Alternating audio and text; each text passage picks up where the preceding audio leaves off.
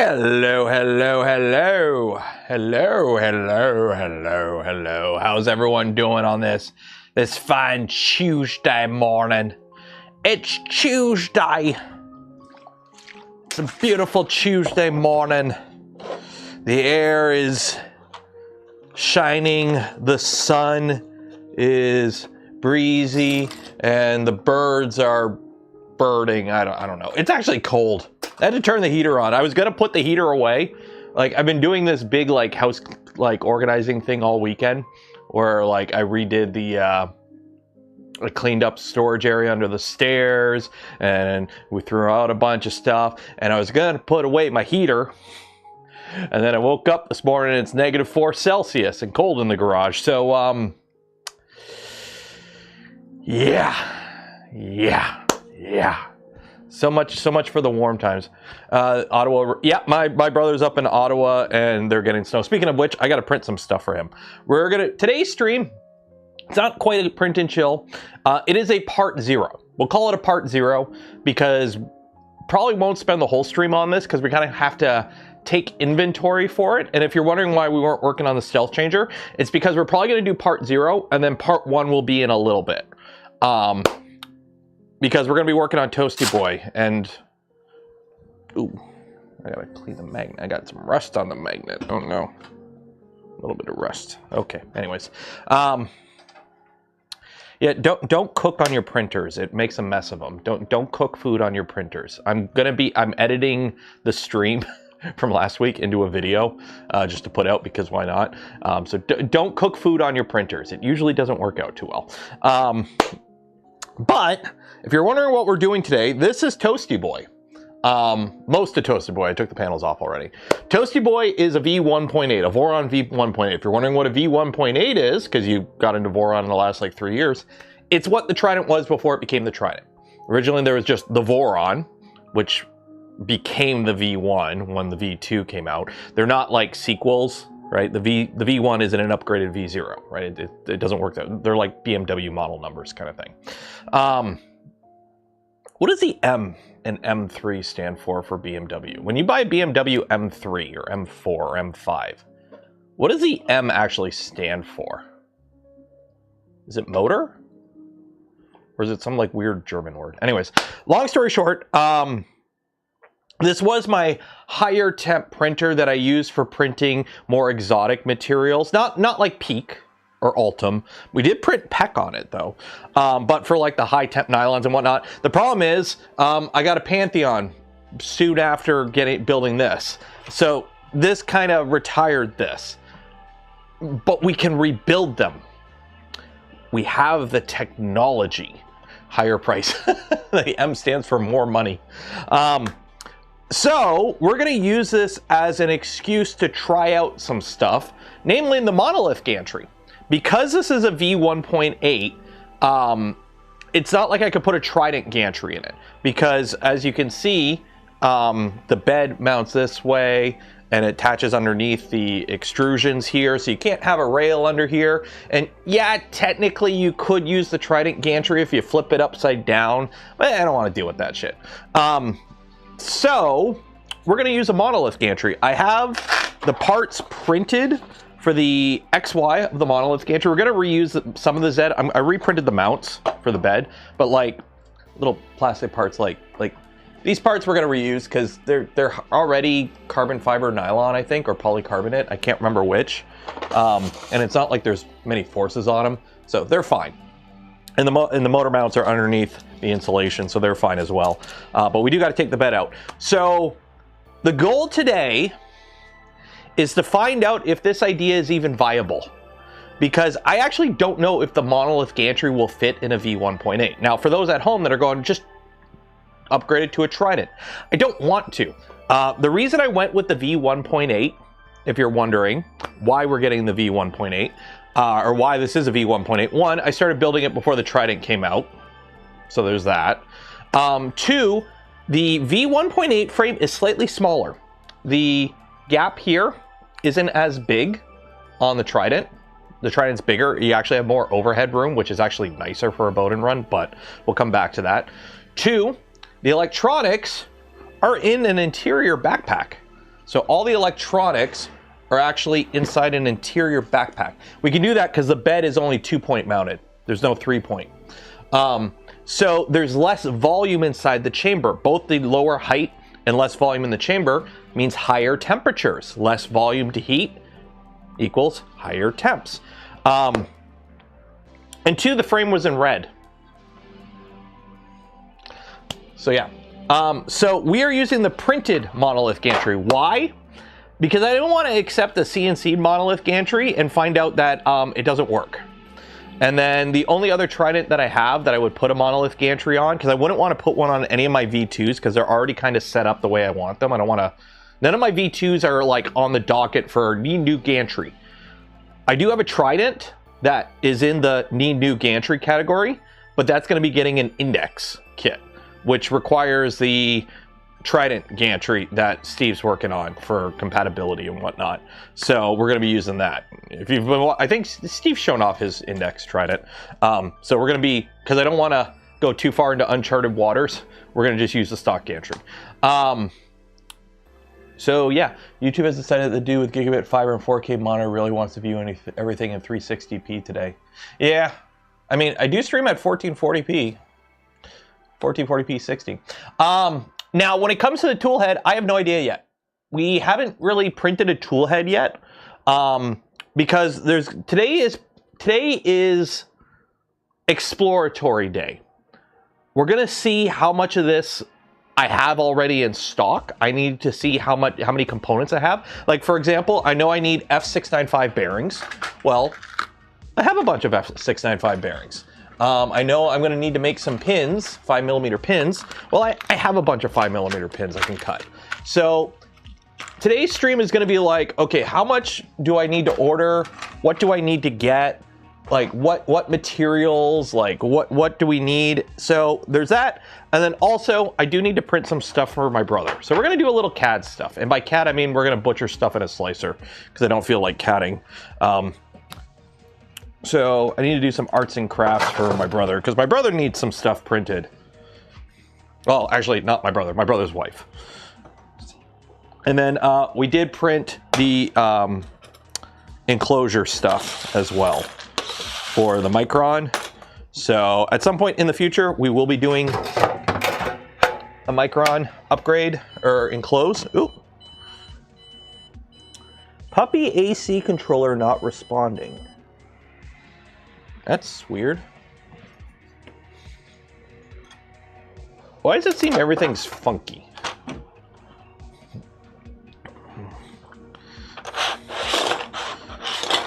So, who wants to hear a horror story? Who wants to hear a horror story straight out of like a crappy horror movie? Who wants to hear a horror story?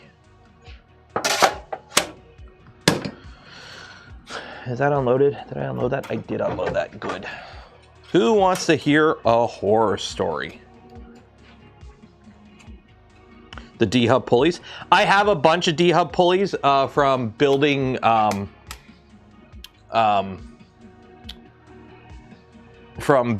Vorons back in the day already. Like I already have D-hub pulleys in my inventory.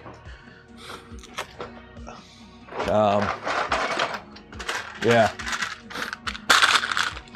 I've already got D-hubbed pulleys and whatnot.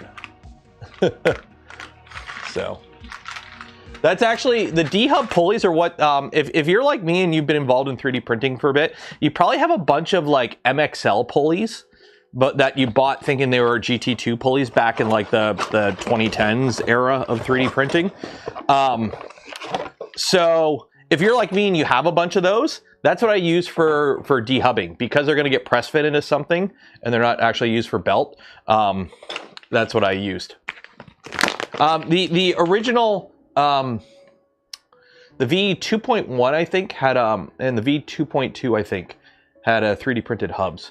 Most kits now come with CNC'd 80-tooth gears, but the stock is actually print them yourself and then press fit in a pulley. So it's been a Voron thing for a bit. So you guys want the horror story? Okay, let me get some filament loaded in this printer here so I can print some stuff for my brother, and then Is this ABS? Shit, I meant to do black pet G. Oh well, ABS will do. So, horror story. So, at the beginning of stream there, speaking of stream, who wants to win a spool of filament from Polymaker? Every stream, we give away a spool of filament from Polymaker. Link in the video description. Enter for your chance. We will be doing the giveaway at the end of stream. Probably around 2 o'clock, maybe a little bit sooner because I do got to pick up the little guy from school. So we'll see how the timetable looks. But the sooner you enter, the sooner you're guaranteed your chance to potentially win. Okay, so that's that. Okay, so here's the horror story. Here's the horror story.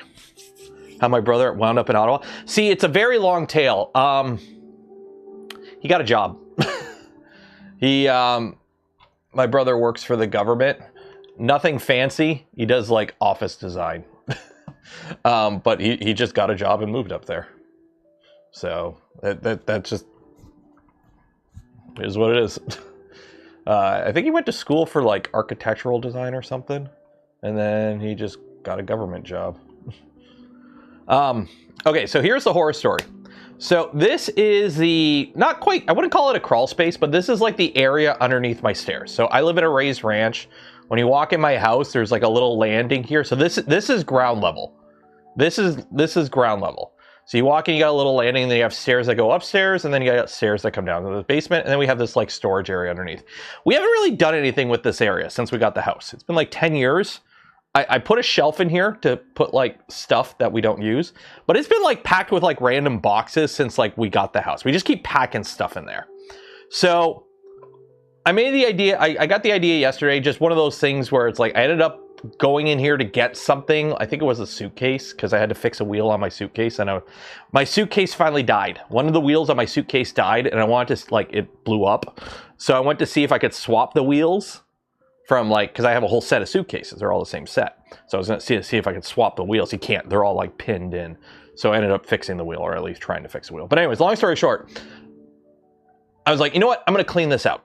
So I cleaned everything out. Yeah, I found a little British kid under here. So I pulled everything out. I swept it all out. I cleaned it all out. It was filled with cobwebs and whatnot. Yeah, whatever. No biggie. Little bugs. I've slept outside in the dark. Whatever. So there were bugs, and you know, it's an under the stairs crawl space. It is what it is. There's dead spiders and shit. See this AC duct? So this AC duct comes down, and then it goes out, and then it comes out by a vent by the front door. Well, the builders put it in. It originally came down to like here, and then went straight across. That took up a lot of room. It was really annoying because you would bump your head on this when you were like, you know, we hang up our winter coats in here and whatnot. So I'm like, you know what? I'll unhook it. I had some sheet metal, right? Some thin sheet metal. Just, I don't know, I had it. I'm like, you know what I'll do? I'll unhook it. I'll move it over against the wall, and then I'll duct tape, or you know, use the aluminum tape and some screws and whatever, and I'll make a little connector. You can kind of see my little splice there. And jumping to the end of the story, it works great. It works great. The problem is I had to disconnect this duct. The duct that goes to the vent right by the front door of the house. A duct that has never been cleaned. When I unscrewed it, it went, and everything in that duct went over me. Including a bunch of dead mice. There were some like mummified dead little itty bitty field mouses in there, and a lot of dead bugs. A lot of dead bugs, like crickets and whatnot. They were all mummified and shit. It was like, and I'm sitting there, and they all just onto the front of me on my lap, and I'm like, oh no, oh no, oh yeah. I was like, oh shit. And this is when I only had like the little crappy light. I put a bigger light in there, but I only had like the little crappy light, and I had my phone trying to light stuff up. Oh, I had a little bit of oh, this is not fun. So I got up and I like, oh no, it's all dust. And then I see the dead mice and shit. There was like two of them. They were like completely like desiccated or whatever it's called, like dried right out. They're mummified. So nobody read from the Book of the Dead anytime soon. Okay, you must not read from the book. I don't want no mummy mice like chasing me for my eyes and tongue or something anytime soon. So yeah, that was fun. If I suddenly like disappeared from stream, I probably inhaled some airborne virus or mold or something. But anyways, it's all cleaned up now. I do want to get something to cover up this wall. Like, I wish I had some leftover drywall. I would just throw up some drywall sheets, but I don't want to go out and buy drywall because I don't have anything that can actually carry 4x8 sheets of drywall. So I need to find something to just kind of staple to the wall so I don't see this. I don't like the look of it, but yeah, it's usable. So now I can store more filament and whatnot. I need somewhere to store bulk filament that I have in boxes because I've been collecting it. So anyways, yeah, that was that. Also, if you're wondering how the bunny turned out from the stream the other day, I believe we started this print on Saturday night's stream. Look at the bunny. It turned out so good. Let's go overhead. Look at the bunny. This bunny, there's a little bit of stringing, which it's a silk filament. It is what it is. Bunny bum bum. Well, that turned out really good on the Micron. Really dig the colors. Really dig the colors. Although it is silk, so you can tell when it did speed changes because you get like a slightly different opacity. That's the downside with like a faceted print like that with a silk filament. When you speed up and slow down, you'll get like this artifacting from the different sheen. But yeah, so that bunny came out really good. I'm really happy with how the Micron turned out. I've been printing on it, just printing random shit, just to make sure it's all good, and then we'll probably enclose it in a future stream soon.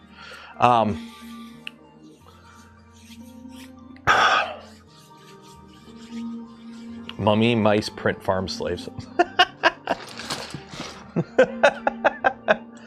What are you? Oh, you're that. Okay, so who's ready to rip a printer apart? Don't forget, every stream we give away a spool of polymaker filament. Link in the video description. Enter for your chance. We will be doing the draw for that at the end of stream. And then while you're down there, don't forget to like the smash button, ring the bell, subscribe if you're not subscribed, and actually, let me pull it up here because I do believe. Let me find it here. Okay. Copy. I do believe Polymaker has a sale on right now. It might be over. I don't know if it's over. No, it's still on, I think. So if you click the Polymaker link in the video description, it kicks you to their main page. Just click Easter Savings. Polymaker is doing a bundle sale right now, where if you buy 5 or more spools, you'll save 15%. If you buy 10 or more spools, you save 25%. Okay? So, if you want to stock up on some Panchroma PLA, I think it's only the Panchroma PLA. Oh no, I think they have some Polylite. They have some Polylite.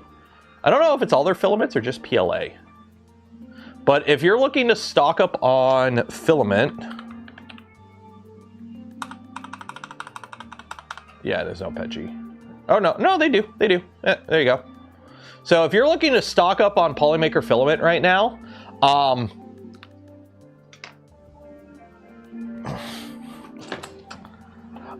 I'm not saying now would be a good time to stock up on filament, but with the current increase in fuel prices, and considering filament is transported using fuel and made using oil, well, naphtha from natural gas, but anyways, you might want to stock up.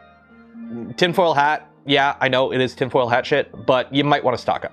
If you're going to stock up on filament, there's a sale on right now. You might want to stock up because, yeah. Okay, let's start ripping this printer apart. So, monolith gantry. And then if you are interested in grabbing some Polymaker filament, there's a link there. Just click the Easter thing. Easter bundle or Easter savings thing in the top right. It'll lead you to it. Yes, it's an affiliate link. It won't cost you anything extra. You're going to save money because of the sale, and hey, you'll help support the channel at the same time. So there you go. So monolith gantry. Gantry configurator.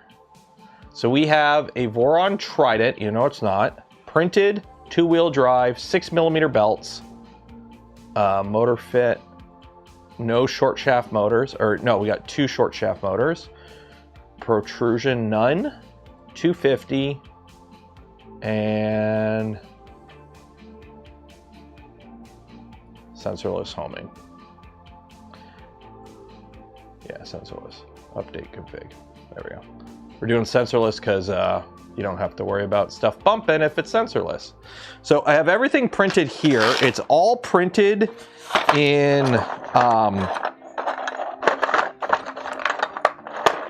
do I have everything printed? I think I have everything printed. Yeah, I got it all printed, I think. Yeah, it's all printed. It's all printed in glass-filled PPS. It's Polymaker's Fiberon PPS GF20. So I have all the parts printed in that for the gantry and some of the bed parts, and then I ran out because I only had 500 grams of the stuff. So anything else we do reprint, I'll probably have to do it in like a glass or an ABS or something. Prusa still has, yes, Prusa also has a sale on right now with free shipping. And then also or actually, no, it's April 7th. So I think today's the cutoff, or might've been the cutoff yesterday or today, where the Core 1L is going up in price. So if you want to grab something from Prusa, probably now would be the time to do it. I also have a link for that in the video description. Polymaker Canada doesn't have much PETG. It is. Have I got the Vivid working? Yeah, the Vivid works. I haven't used it because I haven't been around to use it, but it does print. It prints fine. I've had no AMS or MMS related issues. Every issue that I've had doing a multicolor print has been from here down with like homing or filament purging or stuff like that. It wasn't an issue with the actual Vivid itself. It's any issue I've had so far has been a printer issue. Ooh. I could turn the lights on. You see that? I'm turning the lights on. Okay, let's start taking this printer apart. Let's do this. Let's get this movable feast underway. Also, if World War III breaks out while I'm streaming, just at me and let me know. Just so I'm aware. I don't want to be caught lacking, or whatever the kids say. I don't know. One of these days, I'm gonna say one of the things that like the kids say, and people are like, "That's offensive. You can't say that." We're like, I don't even know what it means. I'm just repeating shit I see on YouTube.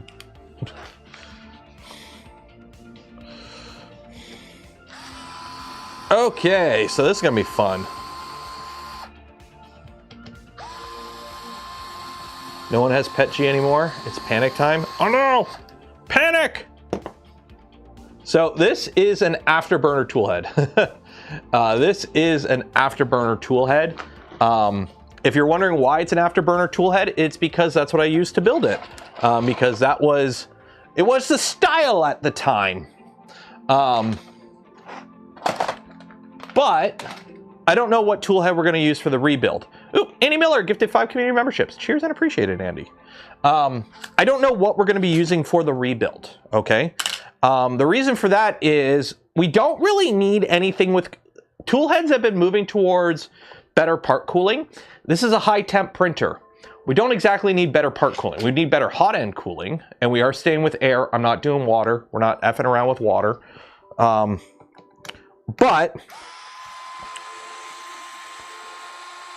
I didn't need good part cooling because I'm printing materials that are high temp that don't need crazy cooling to begin with.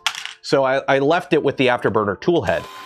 We are going to be sticking with the E3D high temp hot end because I already have it, and I don't really see an issue to worry about it.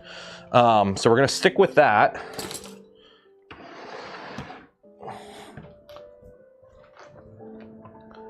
Oh shoot! Ooh. I almost screwed up. Guess what I almost did? What did I almost do, class? What did I almost do? What did I almost do? What did I almost do? What did I almost do?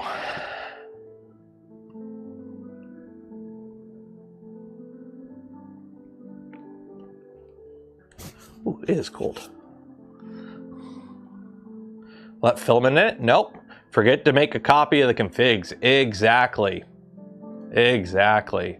Let me just pull up the config here and save it.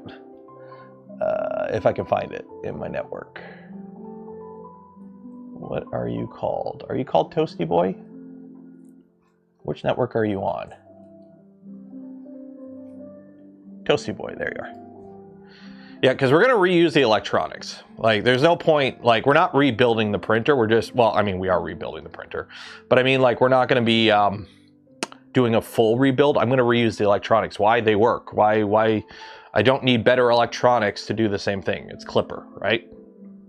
So we are going to be sticking with the SKR Mini whatever version with a Pi 3A. Why?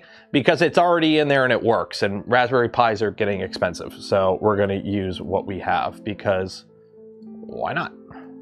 If I can pull it up here. Connect to my network, Toasty Boy. Come on. Come on, Toasty Boy. I'm waiting for it to connect to the network. Am I going to visit Maker Faire Prague? I would love to. We'll see.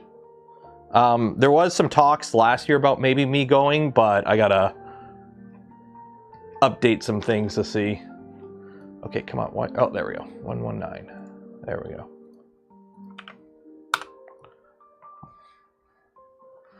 Okay, so machine. All. Download.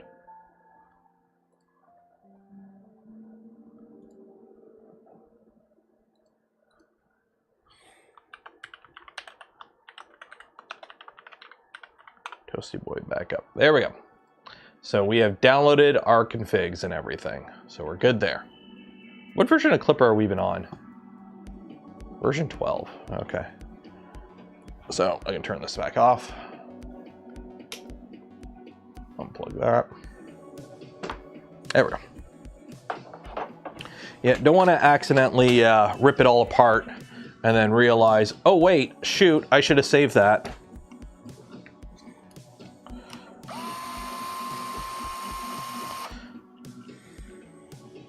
But we are going sensorless and no tool head board. I'm avoiding a tool head board. We are going to keep this a single MCU build because simplicity. You don't need to worry about a tool head board overheating if there is no tool head board to overheat. So we are keeping this pretty simple of a build. With the monolith gantry, I don't know if I'll be able to, but I would like to try and hide the motors behind a wall. I might put something up and sacrifice a little bit of Y travel to try and get the motors out of the chamber. But these are high temp motors, or at least I believe they're high temp motors. High temp motors, high temp belt already. So I should be okay, but if it does become an issue, we'll see. We'll see.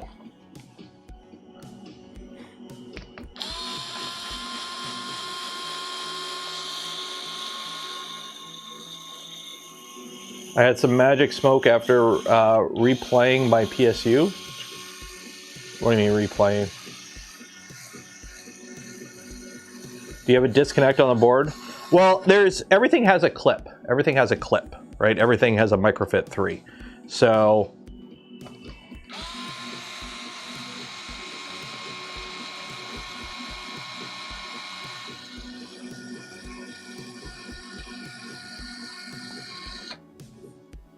like I just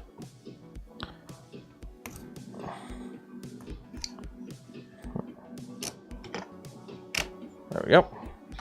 So this is our hot end. It is an E3D high temp that'll do 500 degrees Celsius. Look at that wonderful color patina. And this is high temp nylon, high temp glass film nylon. And it's actually survived pretty good with the temperatures and everything. I did put some aluminum tape on it to reflect some of the infrared heat. But that we gotta save. Oh, that's toasty. Oh, that's toasty. If you want to see We're also going to be putting a cartographer in here because I don't know how good you can see that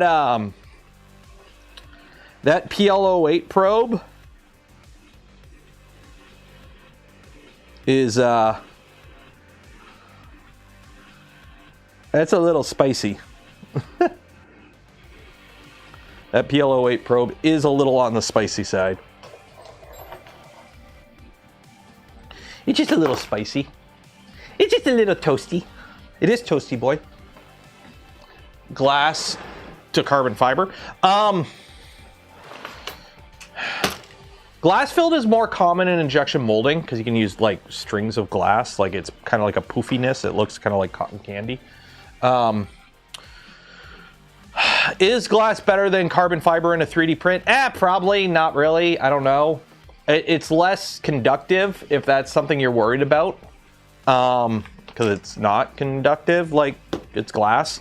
But in terms of functionality, you probably won't notice too much of a difference. I've never actually done any testing, and I don't know if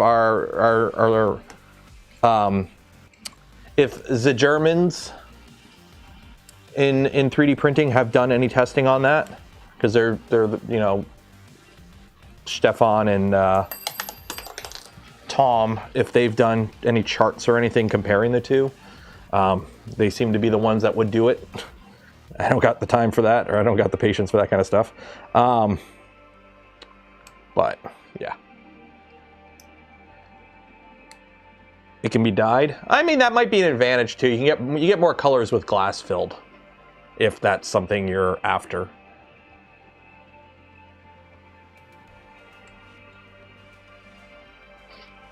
I mean, functionally, they both pretty much do the same thing. Like, in terms of functionality, they're basically accomplishing the same thing, which is as a filler agent kind of thing to make it stiffer.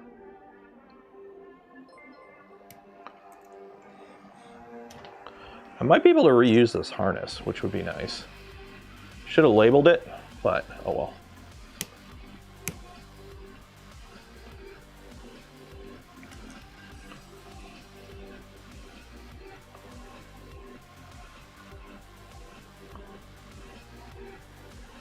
There we go. These are all PTFE wire. Jake England, 2 pounds. Cheers and appreciate it. Glass fiber is heavier, better at dampening vibes. There you go. Jake seems to be a person that would know more about it than me, so go with his stance there. Oh, something went flying.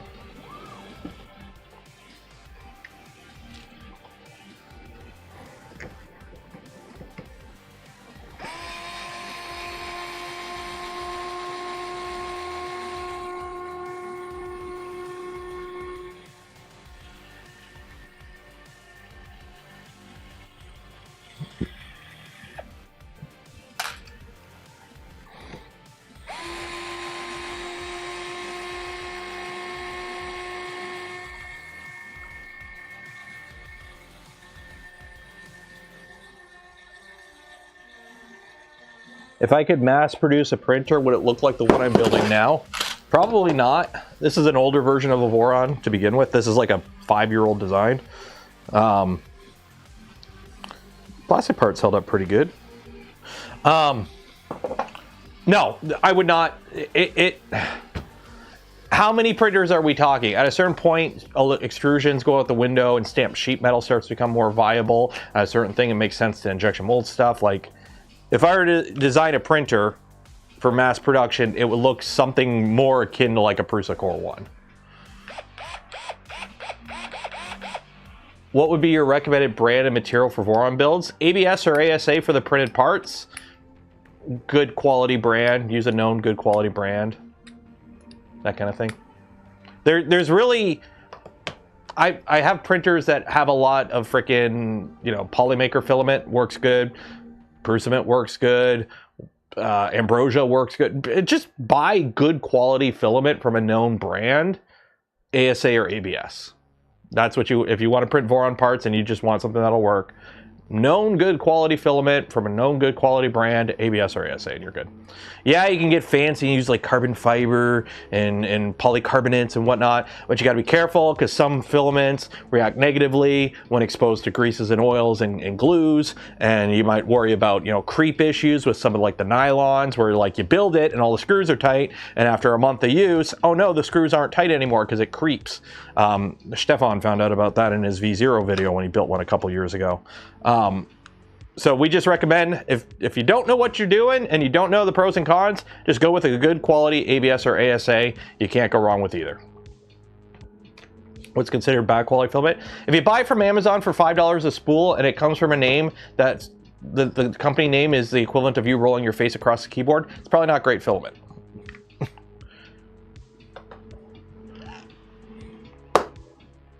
I'm not keeping any of these parts, by the way. There's no point in keeping these parts. Okay, let's get you out of here so I can see how toasty our toasty chain is.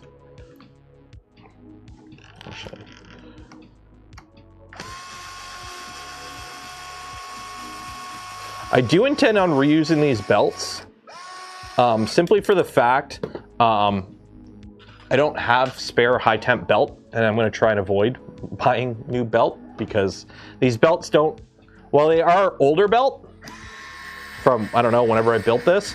It's not like they have a lot of hours on them. So, while the belt itself is old, it's functionally new. So, might as well reuse the belt, right? If it ain't broke.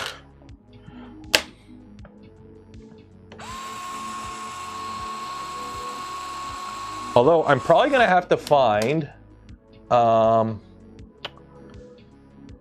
that an MGN 9 or an MGN 12? I'm assuming that's MGN 12. Those are MGN 9, right? View bomb. Motion.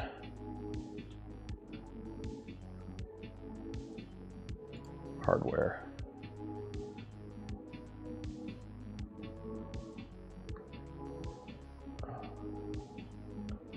Where are the is that it? That's okay. That's got to be an MGN 12. Yeah, that's an MGN 12. It's bigger. These are MGN 9. So I am gonna have to find an MGN 12, I think, because these are MGN 9s. So I may have to find a MGN 12 rail. I might have one downstairs. I'll have to take a looky-loo, or I might have to buy one. Because I'm just realizing this is V1.8, which is like the old style. So it's got an MGN 12 here and an MGN 12 on the bottom. So it's got two MGN 12s for rigidity. And then we realized, hey, a single MGN 12 does as good as two MGN 9s.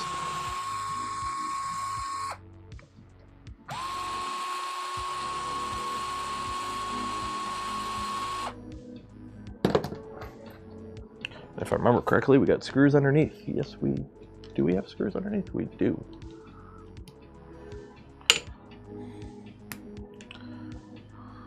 Do you think an esports dedicated to making successful prints with bad quality filament would be a good idea? Not really. I mean, it'd be like an esport of CNC. I don't know. Yeah.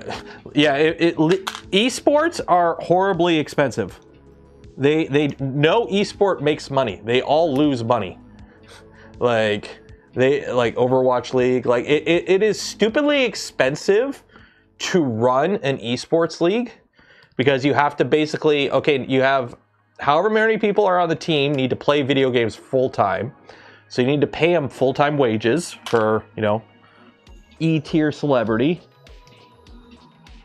And then all the trips and transport and everything. And then the market just isn't that big in terms of, like, the market itself, yes, the video game market is massively huge.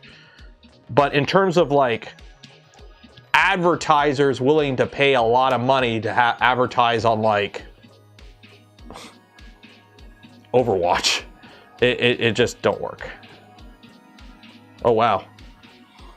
If you want to know how loose the Gantry has gotten, I haven't loosened these screws.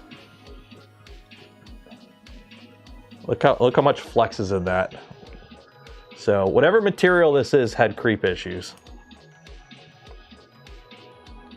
Which we'll see. I think these are like polycarbonate. These are, I think, polycarbonate. They might have creeped. So here is our OG carriage. The PL08 with safety. We used to insulate our PL08 probes to protect them.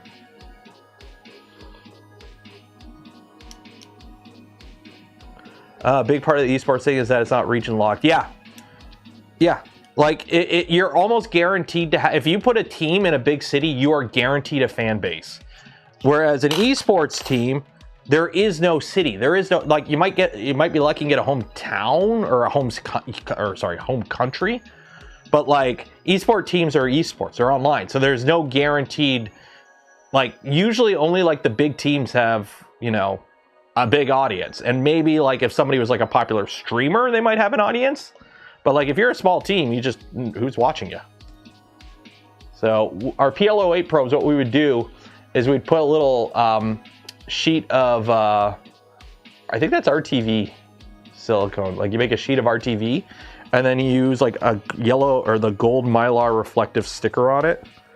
And it basically insulates the probe from the heat of the hot end. I mean, it works, but like,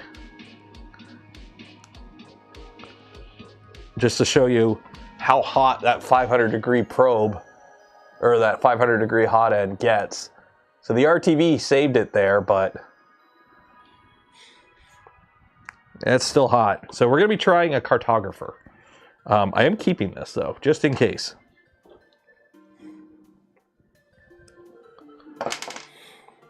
Okay, so let's pull these belts out. Hey, just remember, if the world ever ends and the power's out and you need to generate power, just use your 3D printer, unconnect your tool head, make sure your LEDs are on, okay? And then what you do is you just pull your belt through the motors and it generates power, right? Because remember, a generator is just an electric motor that you spin. So you put power to an electric motor, it generates spin. You spin an electric motor, it generates power. How neat is that?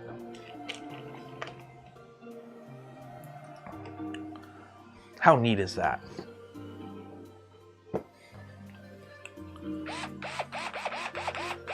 Big fan of League of Legends and League of Legends esport fan. I attend some LCS games. Road Rapid. Oh, that was cool. That'd be cool. I used to be kind of big into StarCraft 2. When StarCraft 2 came out, I did follow some of the StarCraft leagues. And I did play, or, you know, I tried to climb the ladder back in the early StarCraft 2 days. But that was like a summer thing. I didn't get far because I don't have the patience for competitive games like that. It's like I play games to have fun, and competitive games, I just don't find them as fun.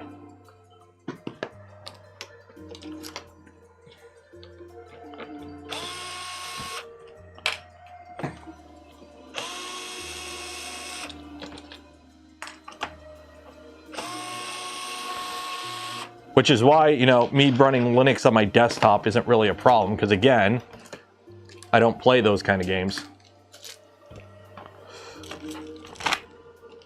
So for me, it's like, oh no, I can't play, you know, Fortnite. Oh no. How will I ever skibbity toilet, or whatever the Fortnite terms are?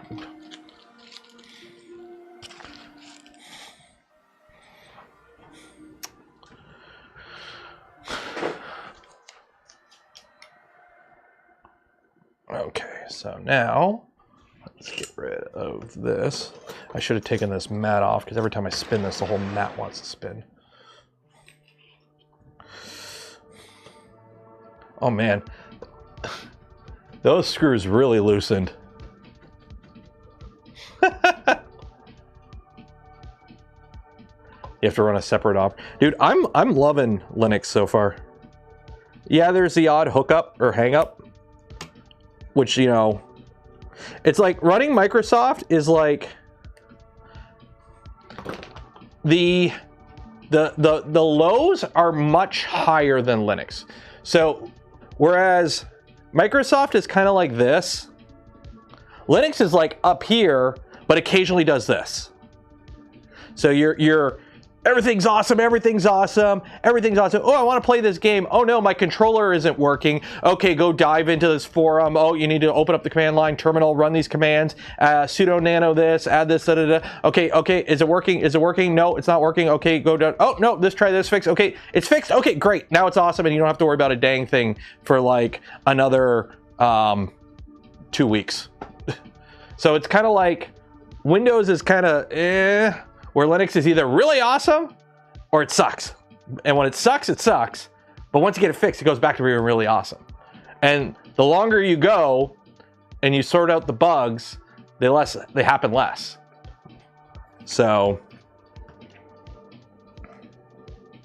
like, for example, the last thing I had to sort out with my system was getting my 8BitDo controller to work. Because I want to play, I bought Zone of the Enders on the Steam sale there. And for some reason I got an itch to play Zone of the Enders 2. I haven't played that game in like 20 years, but I want to play it again. So I bought it, and I went to use my controller, and my controller wasn't being detected properly. So I went down a rabbit hole to get it working, and now that it's working, it's great. But like prior to that, I hadn't had to mess around with anything on my system in like a month and a half. And since then, I haven't had to mess around with anything on my system. So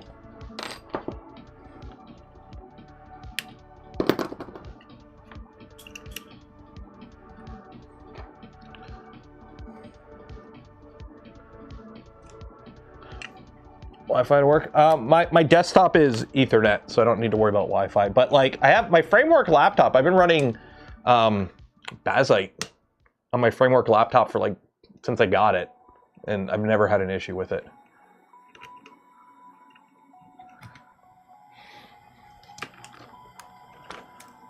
So you can all hang out there while we rip out the gantry. Rip and tear until it is done.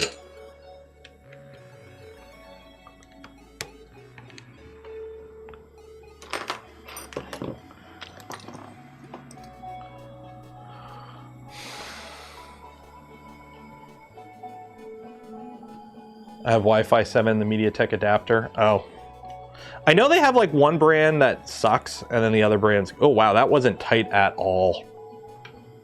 This screw was not tight at all. That's not good. What about you? That was not tight at all. How old am I? I am 38 years old. I am 38 years old.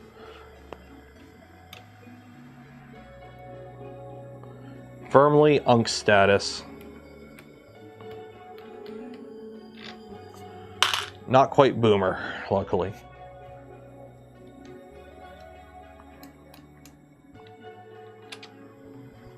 Also, I just realized I'm gonna wipe down these. I should have dropped the bed all the way before doing this, but I'm gonna wipe the bed off. Yeah, my birthday was 2 weekends ago.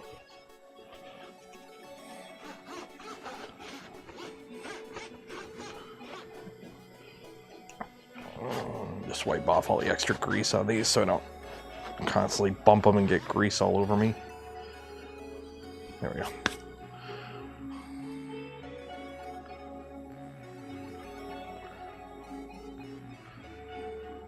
Also, you know what? We're gonna do something that I think is worth it. We're gonna go on a little side tangent right now. Did you guys see all the Artemis pictures that just came out of the moon? They here, I'll link this in chat for the album. So they just went around the moon and they took a bunch of pictures. This is on Flickr. And like, no human has ever saw this side of the moon. Like, We see the moon, it cuts off like here. So like all of this is something no human has ever seen. Yes, Apollo went to the moon, but they orbited at like 100 kilometers. So they were like very close to the moon when they got there. Like they came in like real close. So they didn't really have a chance to see like big views of the backside of the moon. They didn't. They didn't get close enough, or they got too close. It's like when you're flying in a plane, you can't see obviously the curvature of the Earth, and even the space station can't see the North and South Pole, right? Like they're so close. And since they went around it at like 4,000 kilometers, they were able to see areas no human had ever seen. So there's the good old Earthrise picture. So with this, 1 million new desktop backgrounds were created. But look at the detail. Look at the moon. It's cool how like the craters look in line. So you could tell like these are like comets and asteroids that broke up and they hit in a row. So it was like da da da da da da da da da da da da da da da da da. That's cool. That's so cool.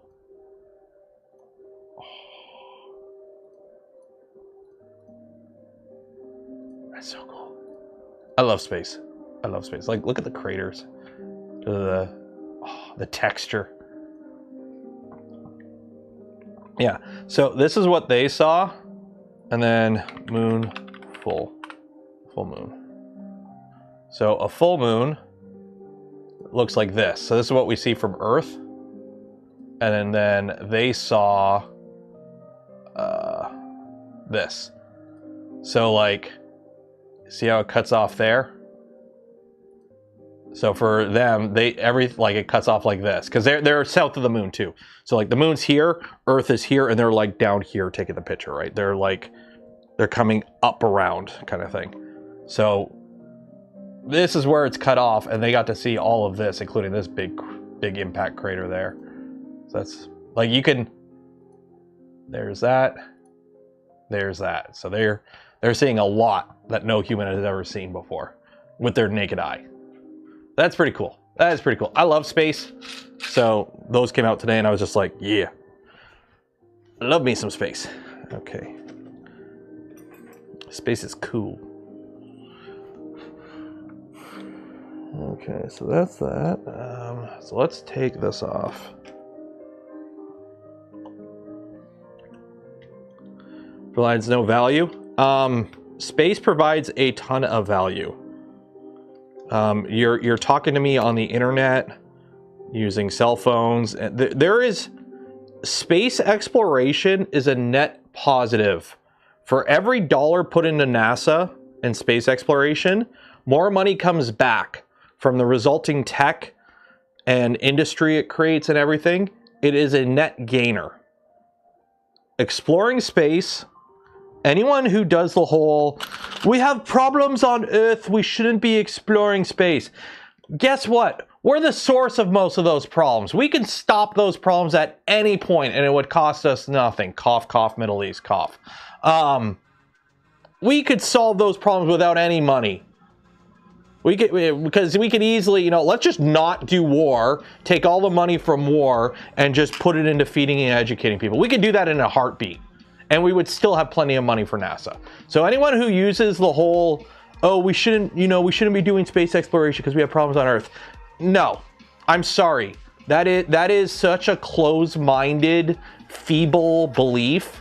I have no respect for that kind of belief. Because dream, have hope, want more in the future. Plus, I don't know about you. I would love to get off this planet right now. I don't know about you. I would love to get off this planet right now.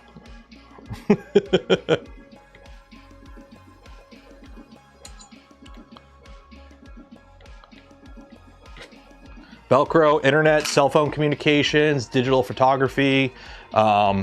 Pretty much a good chunk of modern technology. It's kind of like how we got a lot of tech out of World War II. Like World War II kind of advanced a lot. The space program has also advanced a lot of tech.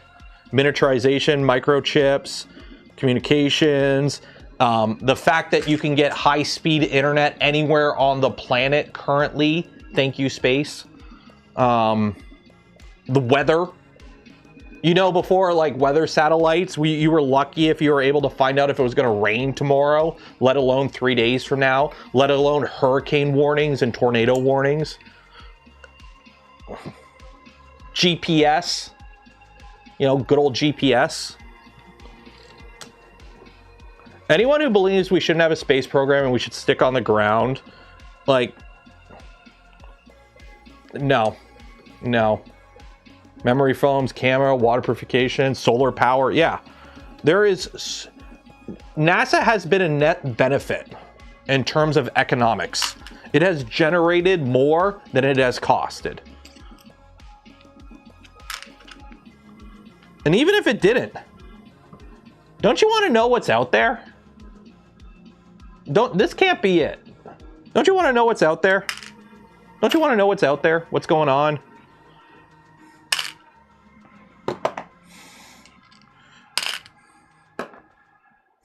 Like, wouldn't it be nice when you're like old, telling your kids, I remember when we only lived on one planet. Like, there's so much out there.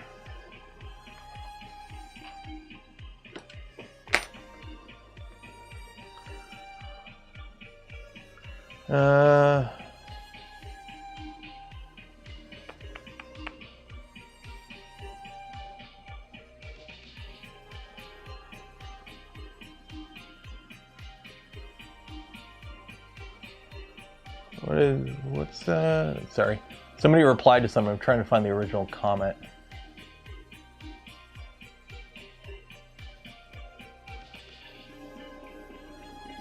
I don't know. Yeah, the DoD is asking for $200 billion right now for the special military operation, when that's more funding than NASA gets in, like, I think several years. Believe me, we waste a lot more money on a lot stupider things than NASA. How some people aren't curious. I know, that's the thing. Like, even if, like, yeah, Artemis 2, yeah, we're going back to the moon and coming back. Oh, wow, we did that in the 60s. Yeah, but we're doing it with a bunch of different stuff. Like, right now, they're doing, you know, simple things like, hey, does off-the-shelf electronics work in space? Do we need a whole different electronics? Do we need this? Well, we've learned toilets outside of Earth atmosphere suck. Like, you're still learning stuff. They're still learning stuff. Especially, hey, did anyone notice the fact that yesterday, if you tuned in to watch, like, the NASA live stream where they were talking to the astronauts that had just finished, like, coming back from the moon, that they were streaming 4K 60 from the fucking moon? NASA streamed from the moon better than the stream I'm doing now in terms of quality. They had a 4K 60 uplink from the moon using lasers to communicate. Did nobody realize that was happening? Did that fly over everyone's head like, hey, we were using lasers to communicate high definition video feed from the moon in real time?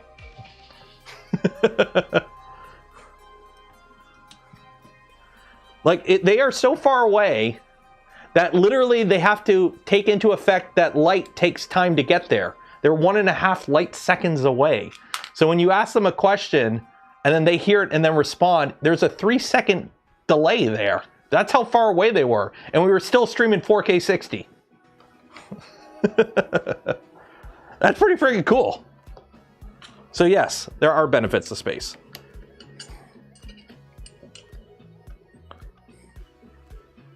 Why do we stop? Because it got expensive. After we beat the Russians, the political will to do it wasn't quite there, and they just pulled out. They're just like, yeah, we're just going to spend our money on other shit, which kind of sucked. NASA's budget has never recovered from the 60s, which really sucks.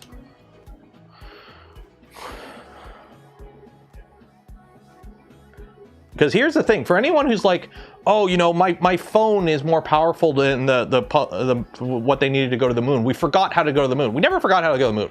It's basic math. If you watch Apollo 13, they bust out a slide rule and they calculate shit on the fly using a slide rule and pen and paper, because literally it's just basic math. Well, those bearings are gone. Going to the moon and back is just basic math. Who remembers Kerbal Space Program in the early days before they had like the big view, where it's like, oh, you want to go to the moon? Okay, you launch to the equator to a 100-kilometer orbit. So you launch until your apogee is 100, and then when you get to you turn off your engines, and when you get to apogee, you ignite your engines, aiming for the horizon until your perigee gets up to 100 as well, or vice versa, I can't remember. So now you're a 100-kilometer circular orbit around Kerbin, and then you wait until your orbit brings you behind the planet, and then as soon as you come around the planet and you see the mun, you aim on the horizon and you fire your engines until your delta V reaches a certain amount, and boom, now you're off to the moon. It's basic orbital mechanics it's hard math, but it's calculator math. It's not like they're simulating fluid dynamics on Artemis. They're doing, if I go this fast and point this direction and this thing has this mass, what is number intercept? It's math. You don't need a crazy powerful computer to go to the moon. You need a tin can that'll hold the air in, an engine to make you move, and a slide rule to figure out what angles and how long you fire the engine for. I'm oversimplifying it a lot, but basically, like, we've been able to go back to the moon at any point. Just nobody wanted to spend the money. And now the Chinese want to spend the money, so everyone's freaking out, and now we have to go back to the moon. Because we can't let China have the moon. We don't need to go to the moon, but we can't let China have the moon. So now we have to go back to the moon.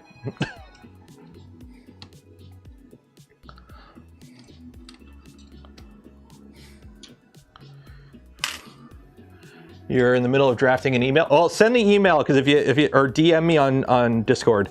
Otherwise, I'll forget. Harvest resources. I mean, there is stuff on the moon. Helium-3. It makes a lot of sense if you want to have a long-term permanent outpost in space. Putting it on the moon, it has benefits over having like a space station, because, you know, gravity. The problem with having it on the moon is you have a 2-week day-night cycle. So during the 2 weeks of day, it gets super hot, and during the 2 weeks of night, it gets super cold. So you got to build it at like the peaks of eternal light at the North and South Pole, so you get continuous sunlight, so you can run solar panels all the time. Also, moon dust is extremely abrasive. So that is like the biggest problem they have to figure out if they actually build a base on the moon. Moon dust is extremely abrasive. Think of it, it's sand, right? But it's sand that never had weathering. There's no weather on the moon. So it's still janky. It's because it's all micrometeorite fragments, right? And rock that's been pulverized from impacts. So it's not like there's wind or water or rain or whatever to smooth it out. So it's extremely abrasive, and also it's staticky as hell because it's dry.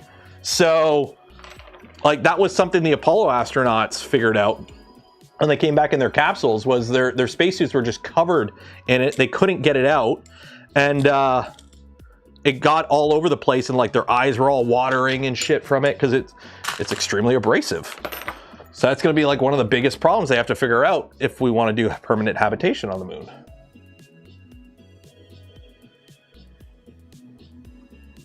Chinese space station is amazing. It's because it's new. If you look at pictures of the ISS when they first launched it up, it looked kind of the same, big and open and bright and clean. And then they've been living in it for 20 years, so it gets kind of packed in.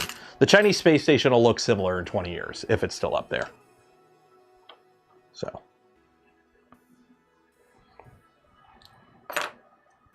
I gotta save all my bearings.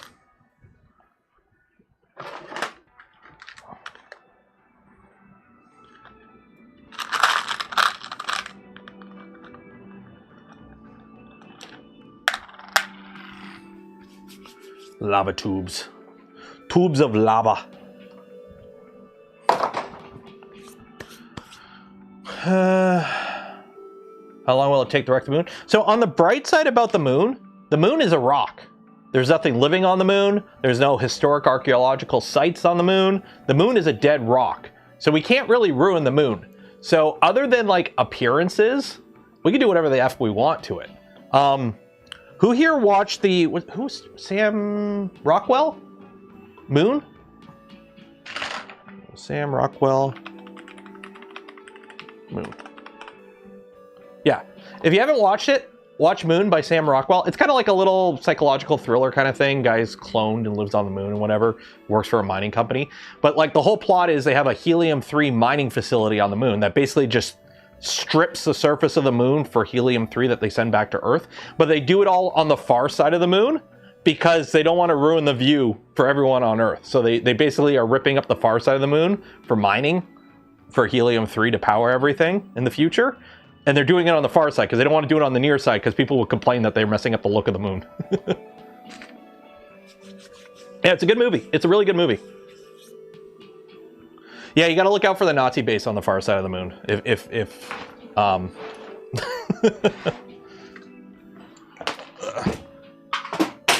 Oop.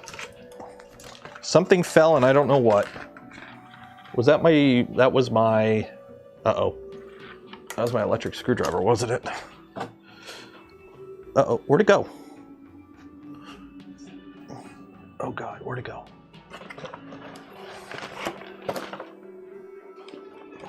Seriously? Where'd it go? Oh, here it is. Ah. It rolled away.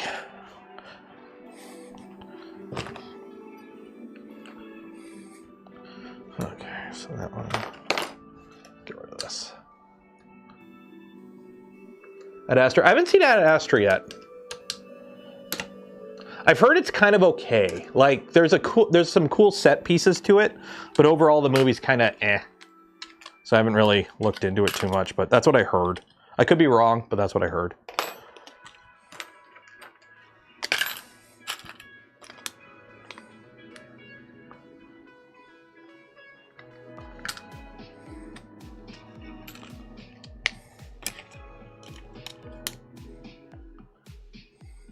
Those pesky whalers. We're whalers on the moon. We carry a harpoon. But there ain't no whale, so we tell tall tales and sing our whaling tune. Why do I know that?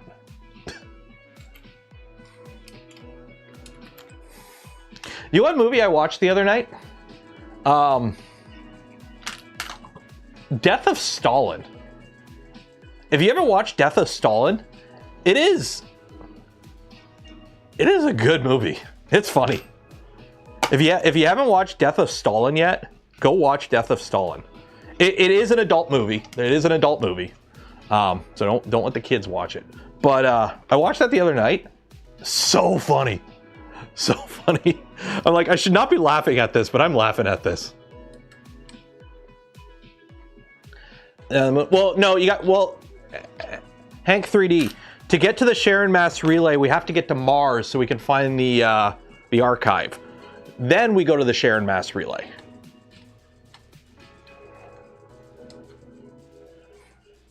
How many times does he die at the end? Once. Oh, how many times does Stalin die? He dies once. But no, it's a good movie. It's a good movie. I'm trying to figure out what the easiest way to... You know what? Let's take this out and then I can slide the gantry out. Okay, let's unplug. I'm gonna have to cut. Yeah, that's gonna be annoying. Unplug you.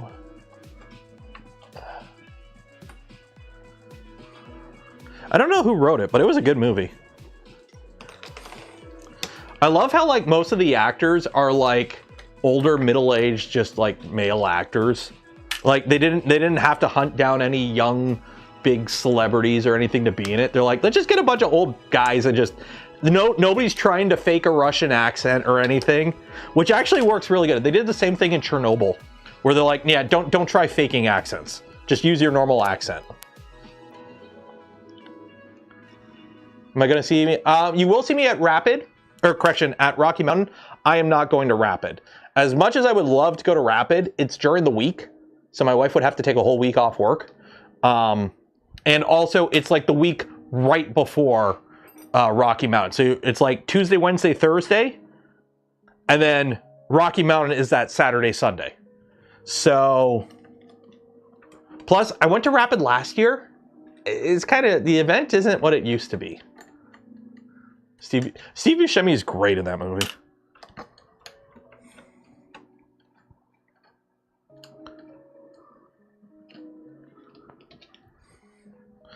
Relative says he's not shoveling, it's going up. Yeah, if it snows, yeah, it snowed here last night.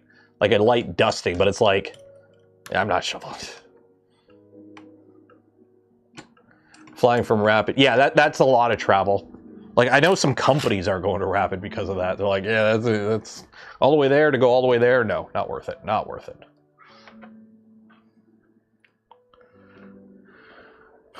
You should stop by KW Comic-Con. What's KW Comic-Con? KW Comic-Con? Where's KW Comic-Con? Waterloo. Waterloo!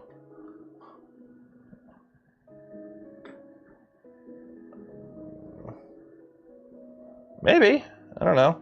I do want to rebuild my Mando suit. I want to rebuild my Mando suit to make it a little bit more comfier to wear around, like long term. I got to redo the lower body of it. I don't like the shin guards and especially the thigh guards.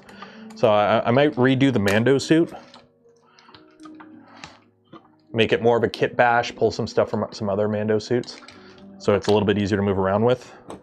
I've never gone to a Comic-Con. I've never gone to a Comic-Con. I've never.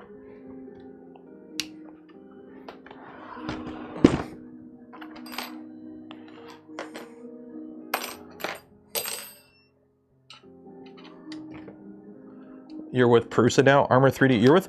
Dude, is Prusa just like employing all the content? Like all the little niche designers and whatnot in 3D printing? Who doesn't work for Prusa right now? I don't work for Prusa. Put a 1 in chat if you don't work for Prusa. I think there's going to be more people working for Prusa than not soon, the way things are going. I really wish Prusa had a Canadian division. Come to NYCC. No, I'm not going to New York City Comic Con. That is way outside my wheelhouse. I'm their US country manager. For Prusa? Damn. Since when?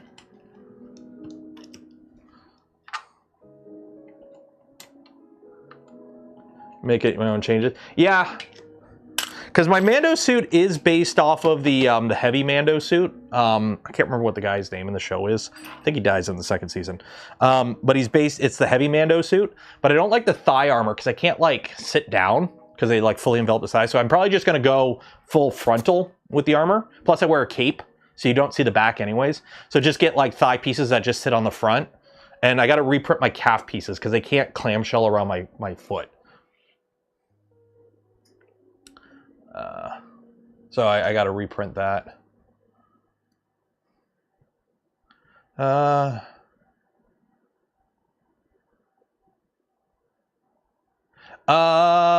David, I would be interested in taking a look at that.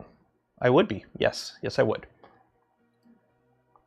You know, you're the rep for the US. I'm in Canada. I don't think they have a Canada rep. I wish they did.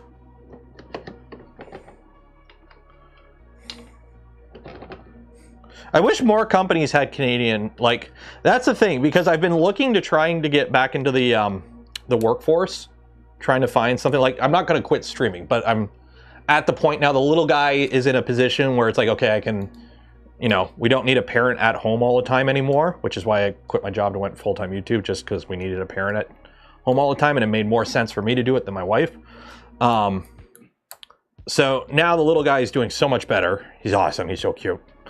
We went to the Mario movie on Saturday or on Sunday there, and he was, I have never seen a child as locked in as my son watching Super Mario Galaxy. He just sat there and just stared at the screen for an hour and a half straight. Like, did not move, didn't make a noise, just locked in. All these other kids in the theaters are like screaming and bouncing around and talking, and my little guy's just like, it was great. He loved it. But anyways, So now it's like, okay, I can, start looking for a job again. And it's like, oh, hey, let's try and find something in additive manufacturing. I like 3D printing. There is no additive manufacturing in Canada, except for Pantheon, which is out in Vancouver, unfortunately. So that's a bit of a hike. I'm not driving 4 days to get to work.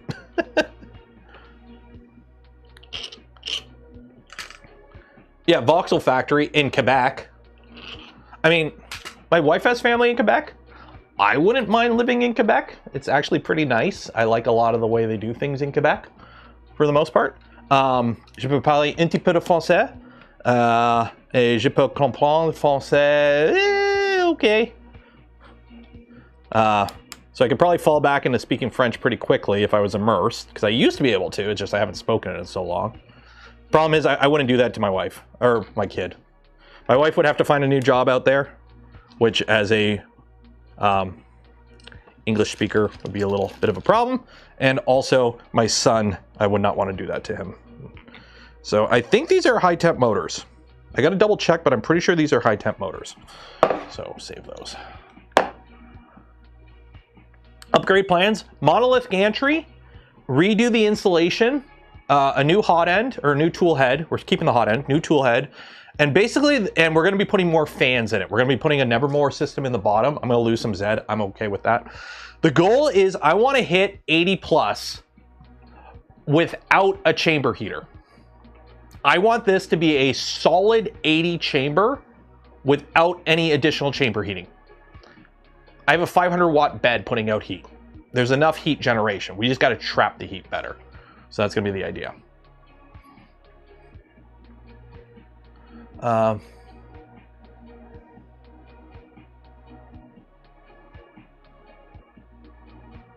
Is getting regulated. I know, I watched Joel's video about that. You know what's funny? I asked somebody on the Voron team who has a ChatGPT subscription. So they asked ChatGPT, the full like server side, server grade ChatGPT, just straight up asked it, could you detect a Benchy from the G code? So if I gave you the G code for a Benchy, would you be able to detect that? And it's like, yep, I can totally do that. And then he gave it the G code for a Benchy. It could figure out it was a Benchy if the thumbnail data was there. It looked at the thumbnail data and went, judging by the thumbnail data, it's a Benchy. And then he sent it again without the thumbnail data. It thought it was a wedge. Here, let me pull up the pictures. Let me pull up the pictures here. So, ChatGPT, would you recognize a boat in G code? Yes, a boat is the easiest object to recognize in G code, especially a very common one, the Benchy. Okay, here's the G code for a Benchy. No clear bolt hole silhouette, no symmetrical window cutouts, no cabin structure. So it's like, nope, this isn't a Benchy. You know, it is a Benchy. And then it's like, based on the G code, what do you think it is? And it's like, oh, it's a wedge. Then he asked Claude Opus 4.6. Again, these are the full fat models running on their servers. Claude Opus was able to detect it was a Benchy by basically taking the G code, running it through an STL image generator, looking at it from multiple angles, and then going, oh, that's a Benchy. It took 58 seconds of compute to do that, to figure out the G code was a Benchy, which is a known thing, a common known thing. How the hell is something running on a Raspberry Pi or less powerful supposed to know if this is a gun part from something somebody just kind of designed last night and put it up on the internet?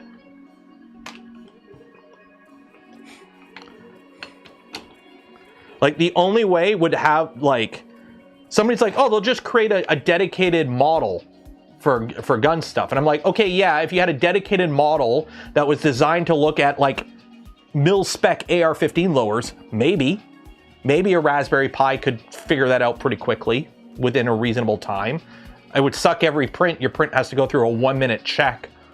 But, you know, it might be able to figure out an AR-15 lower. What about an Orca lower? What about an Orca V2? What about an Orca V2 where somebody just put in some random holes and added some rib for her pleasure texturing? Who knows? Like that, like it's not viable. It is, with today's current technology, there is no way to practically have that kind of surveillance built into the printer itself to just know when a part is a gun part. Outside of like, if you trained it on like, okay, here's the mil-spec AR-15 lower. If you detect a model that's exactly like this, red flags, don't print it. Oh, okay, because it does that with money, right? 2D printers can't do money. But it's not like somebody, it has to know every potential money on Earth along with open source money, right? That's the difference. That's the key difference. So I have no idea. Apparently a lot of this is one company saying we can do this and you should implement it for the good of the nation or whatever. And everyone, like, all these politicians are like, yeah, we'll totally do this. Easy brownie points, right? This will look good on our resume and whatever and get us easy votes. And I'm like, I don't think this is viable, guys. I don't think you can actually do this. I don't think this is a thing. Okay, this one's gonna be annoying because I have the wire. This is gonna be annoying because the wires go through this and I don't want to cut the wires. So I'm gonna have to like cut the part. So let's take this one apart first. Back-end connection. But you would still have to run a full heavy-duty model that is trained to detect anything that could potentially be a gun. Like, how does it know the difference between, you know, a gun and a Nerf gun? A Nerf gun part, like, this isn't YouTube. YouTube freaks out on anything that looks like a pew-pew. But how is G-code supposed to know, especially if you print it in multiple parts? Like, if I give you the G-code for 20 things on the bed of a printer, and one of them is a hook holder for a trigger mechanism, how is it supposed to know that? That, oh, this part right here is specifically a gun part. Not like, oh, it's for a trebuchet I'm building. Like, it's for a Nerf gun. It's not even anything. It's just an artistic representation of dignity. It's an artistic representation of dignity. Like, there's no way. There is no way. But politician's gonna politician. So, is what it is. Okay, how am I gonna get all these wires for this? This is gonna be annoying. Should I just cut it? I think I'm just gonna cut it. Also, how is the US the ones doing this? How is it pew pew yeehaw cowboy America, the country that's like pushing for no gun making and 3D printing? I live in Canada. I have multiple firearms that I'm not even allowed to use because the government decided they're prohibited, that I already own, that are safe queens. And they're not coming after my 3D printers, at least not yet. But in America, they are.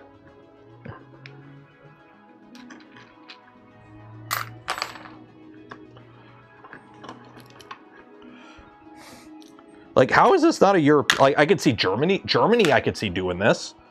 The UK, I could definitely see doing this, or, you know, China, I don't think would do it. But like, how are you Americans letting this happen? What the? It's all at the state level too, because federally it's legal. There's nothing against it federally. Also CNC too. But again, it won't stop anyone with a Bridgeport. Or somebody going to Home Depot down the plumbing aisle and grabbing some black pipe, a cap, and a nail. Like, it's not that hard to make these things, guys. Probably shouldn't be saying that on YouTube. Okay, how am I gonna get all these wires out of here? Oh, this is annoying. Okay, well, I don't need you because you're an end stop. And we're going sensorless. So let's get rid of you.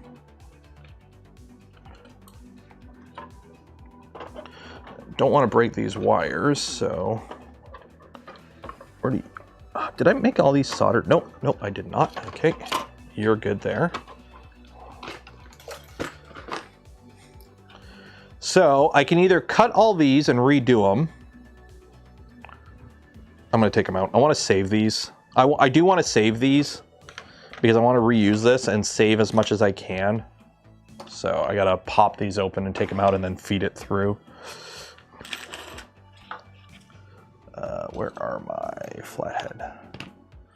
So yeah, like, I see all these laws being proposed and it's like, yeah, you can't do it. And it's like, okay, I've yet to see somebody ask one of these politicians, be like, so how are you actually going to enforce this? Like, this is unenforceable. How do these open?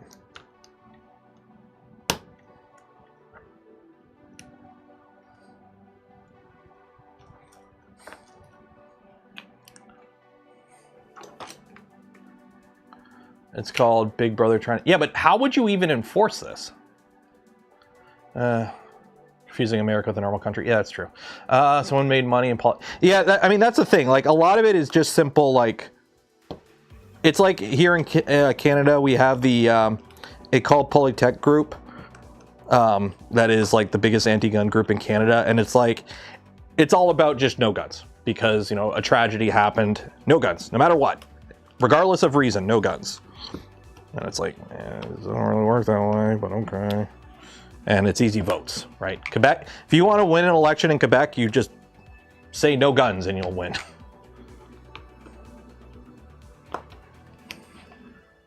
Yeah, yeah, that's what we're talking about now.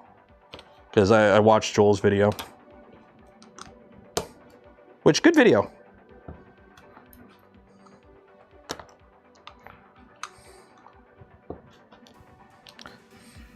I mean, let's be honest, for my audience here, I'm in Canada, so these laws don't apply to me at all, but, which is really weird for me to say that.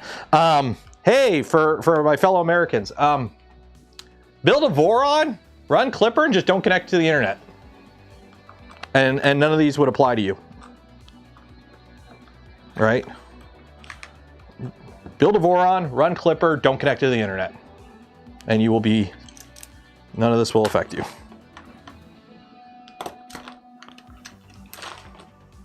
Because a lot of the times they have wording like any printer sold in this state must carry this. Well, the printer wasn't sold. I built it myself. And if you don't connect to the internet, it can't rat on you, right?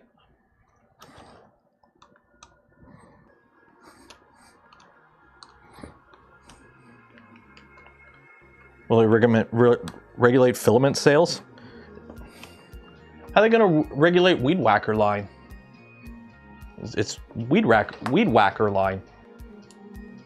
It's not filament, it's weed whacker line. It's extruded plastic. How do you regulate that?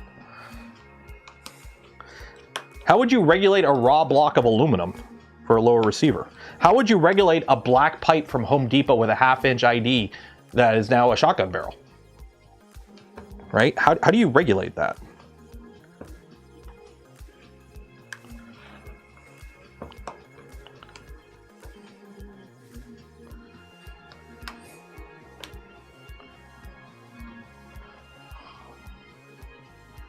Yeah, run Marlin. You know, you could always run an Arduino. Go back to Arduino days. But I mean, like, heck, if a Raspberry Pi can barely run an LLM, which it can. I've run an LLM on a Raspberry Pi. I did a video on it. How are you expecting like a printer running a Duet with like 130 megahertz ARM processor or something running Marlin with just like a couple 100 megahertz ARM processor running firmware that doesn't even have an operating system? How is that supposed to detect if it's printing anything?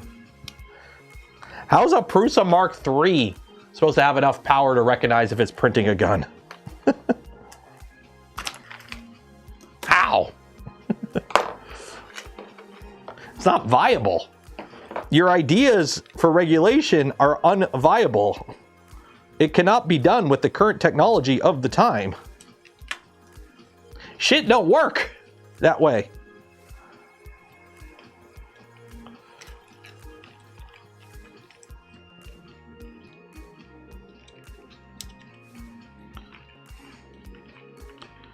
Like, computing would have to get massively more efficient and better for that to be viable.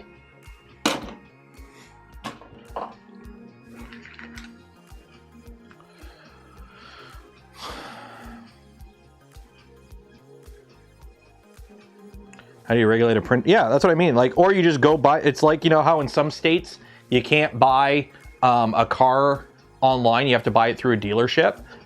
And then Tesla's like, okay, just buy it in another state and we'll just deliver it to you in that state. And it's like, okay.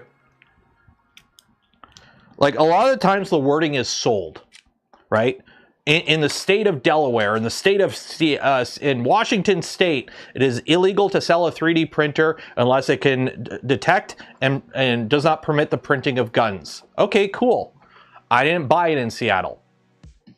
Or I didn't buy it at all. I purchased components and built my own.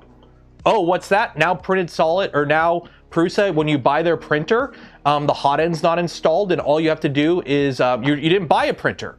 You bought a bunch of parts, and all you did was just screw the hot end in and plugged it in, and now it's a 3D printer, but you built it yourself. You didn't buy a printer, you built a printer, and now the law doesn't apply anymore.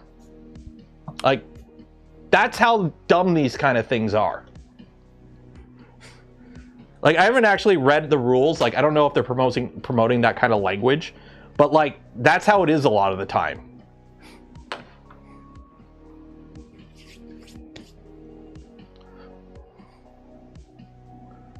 %, printers. Yeah, selling 80% printers. I mean, shit, that would be a thing. Let's be honest. I mean, it will be a thing if things just go that way. I need to get my 80% printer so I can get my 80% lower so I can make my 80% AR.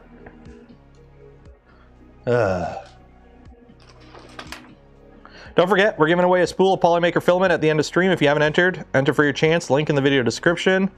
We'll be doing the draw at around probably 2 p.m., maybe a little bit earlier. We'll see. And while you're down there, don't forget to like the smash button, ring the bell, subscribe if you're not subscribed, and if you want to help support the channel, content I create, and the things I do, consider becoming a channel member, a Patreon supporter, or if you're really cool, gifting memberships to others. Okay, so now we gotta get the bed out of here, which is gonna be a nightmare, I think. So let's get this off.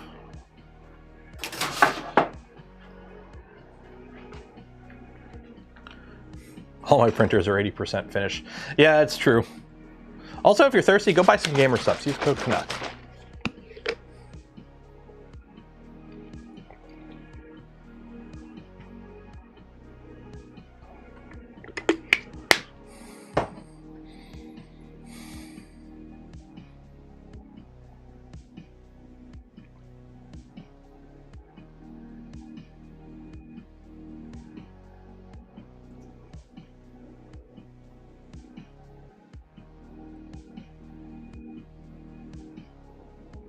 Hello from Germany. Guten Abend.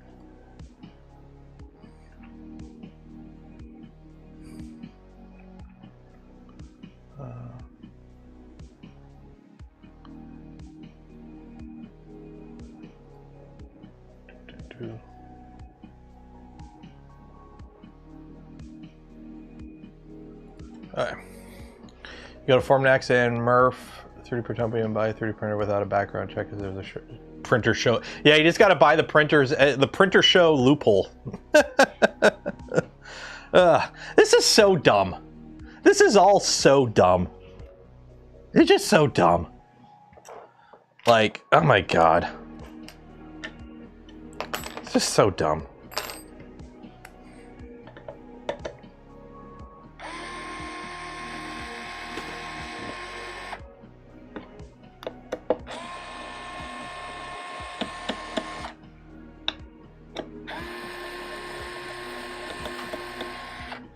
What's the temperature resistance of a cartographer probe? Do I got to worry about a cartographer probe melting in a higher temp chamber? Ow, that's sharp.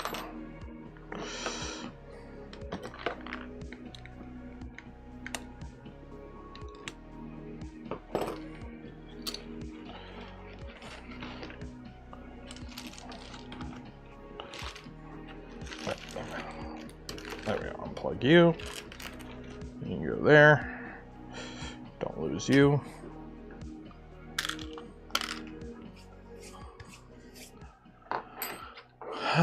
It's a V4. It's a V4.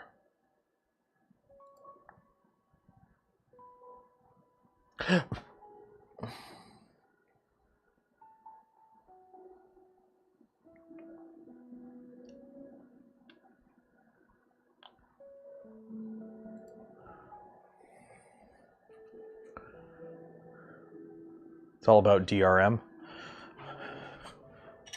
Well, it looks like Bamboo settled with Pop Fun about the whole, is that egg?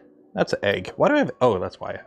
Like, why do I have egg in my printer? And it's like, oh, that's why. Okay, so how do I get, it's gonna be annoying. I gotta unplug the bed. So I gotta figure out where all the bed stuff is and unplug it. So let's see here. What do we got? What do we got? You come here, you come here, you come here. Wire to here. Okay.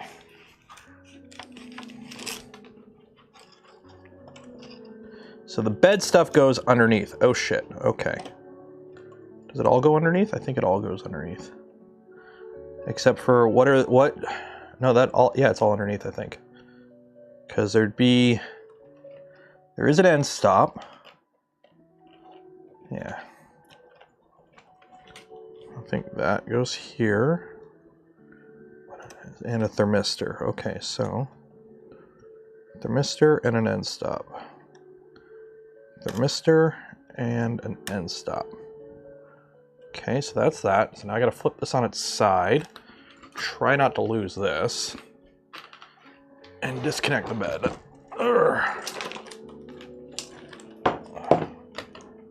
Because it's all under here.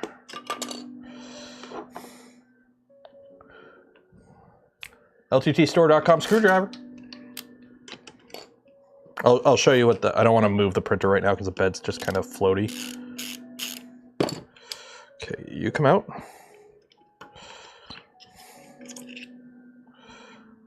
And then I think the other one. What are you doing over there? Why are you connected to that? You're 5 volts. Why is that 5 volts? Why do I have 5 volts? Oh, because of the Raspberry Pi. That's right. I'm like, what is with the wiring on this?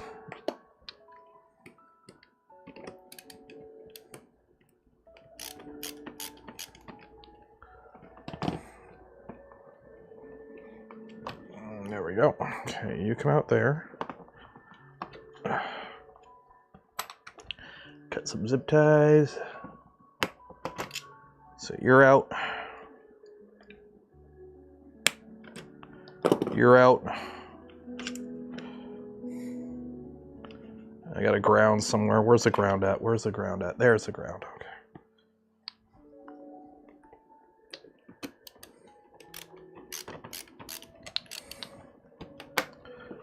There we go. Okay.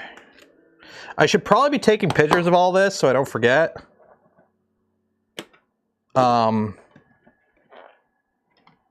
A little late for that.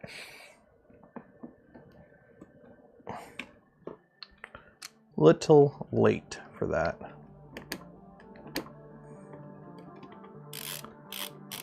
Tighten that back in just in case I forget so I don't lose it. I mean, it's just a bed. I can remember how a bed goes, right? Beds only go in one way.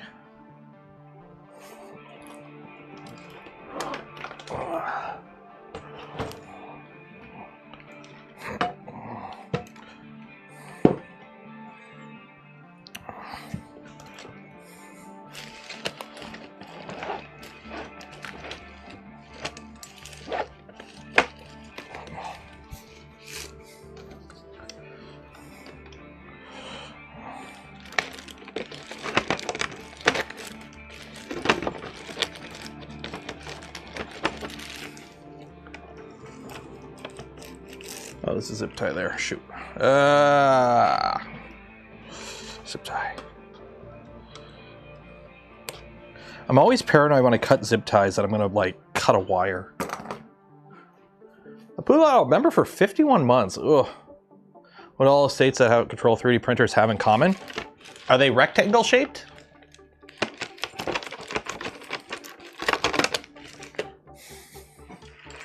There we go. The bed has been removed. So the bed does have a bunch of VHB to hold it on. It is a 500 watt Kinovo bed. It does have a 125C thermal fuse. I may remove that and up it to like a 135C. I don't know how hot these can get. I don't know how hot this is safe getting. That's the thing. Like with the RTV and everything, I'm sure I could push it a little bit more than stock, but I don't know what the actual like, oh shit, don't go higher than this temperature is on an actual Canuck bed that's RTV'd on. Like, I probably should do some testing in regards to that. But for now, we're okay. All right. 130C? Okay, so I'll put a 135C fuse on it. Oh man, like nothing is tight on this. All these screws got loose. Like, look at that. That was holding the bed on.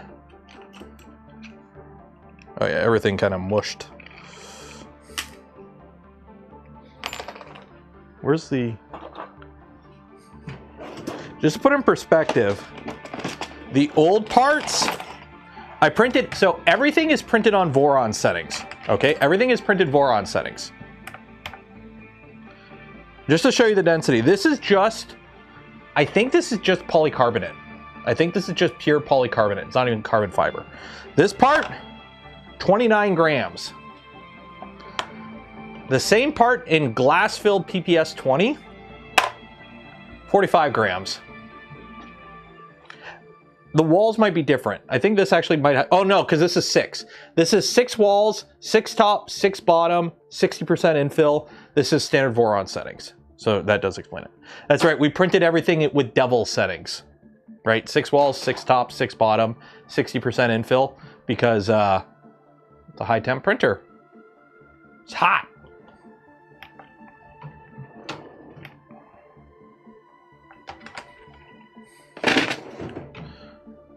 Reprint the old parts. I've reprinted a bunch of the old parts.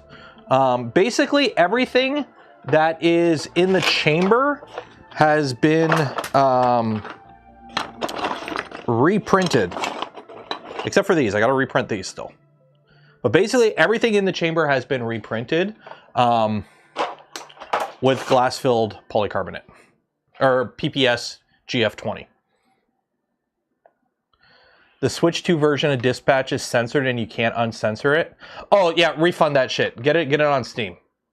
There is very critical plot points that require uncensoring in that game.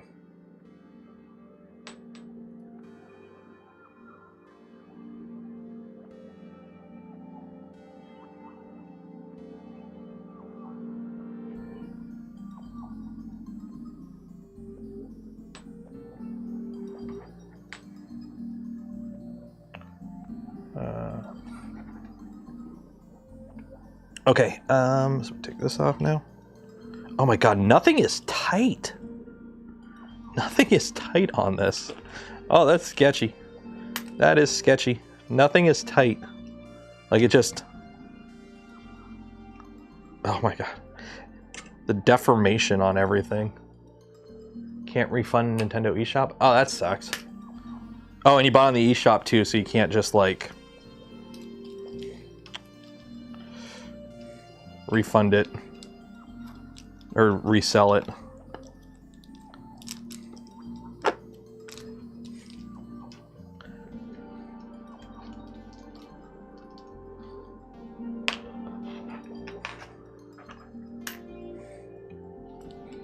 When they censor that game, is it just a black bar? Is that how they censor that game? Is it just a black bar?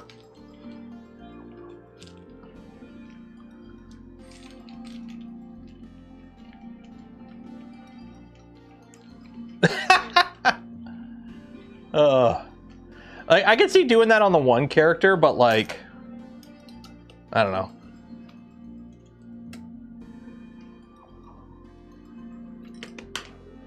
It has been a long time since I took one of these apart.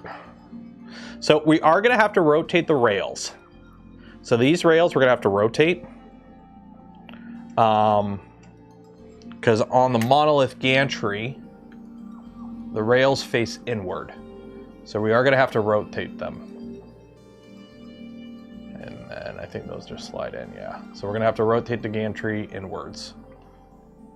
So we might get to that today.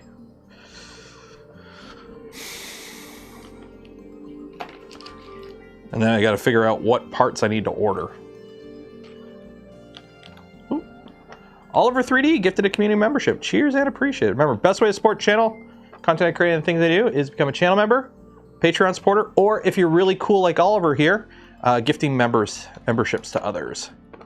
That way other people get to hang out when we do members only streams and other fun stuff like that. Did you see Edgetech's filament video? Teeth filament? No? You did a video on teeth filament? What was that about? Well, it was about teeth filament, but I mean like... Okay.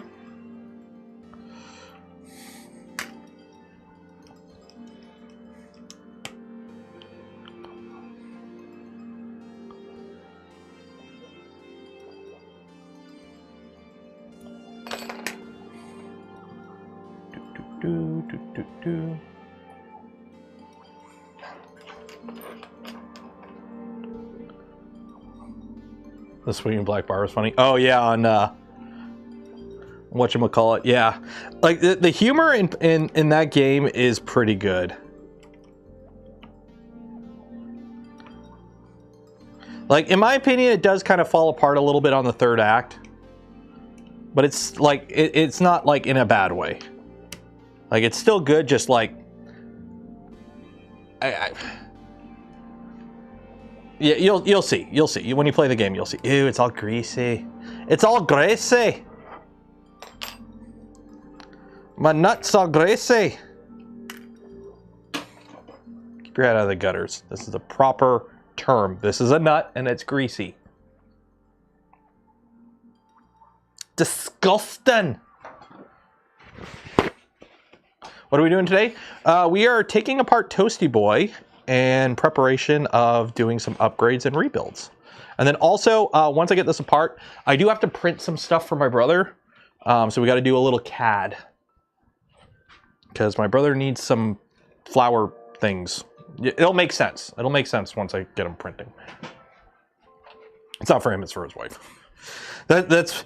You know how when you were a kid and you were that guy in the family, that kid in the family that knew how to use computers? So like your whole family bugged you for tech support?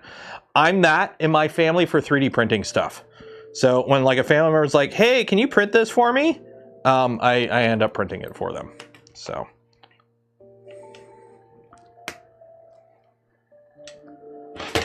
Oop. Okay, well that fell down. That's good. We needed that out.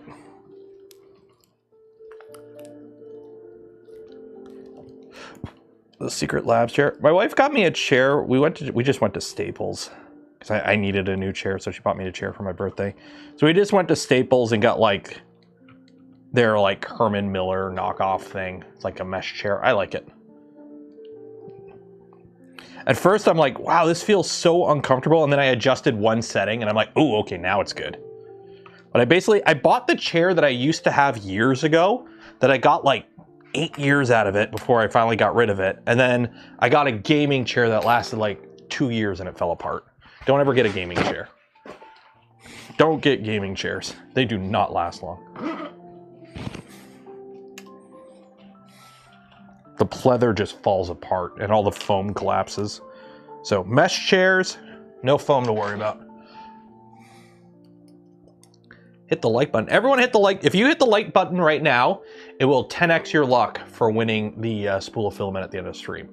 Now, luck is an intangible metric, so I can't give you direct metrics on how much 10x luck actually impacts the draw, but it's 10x luck.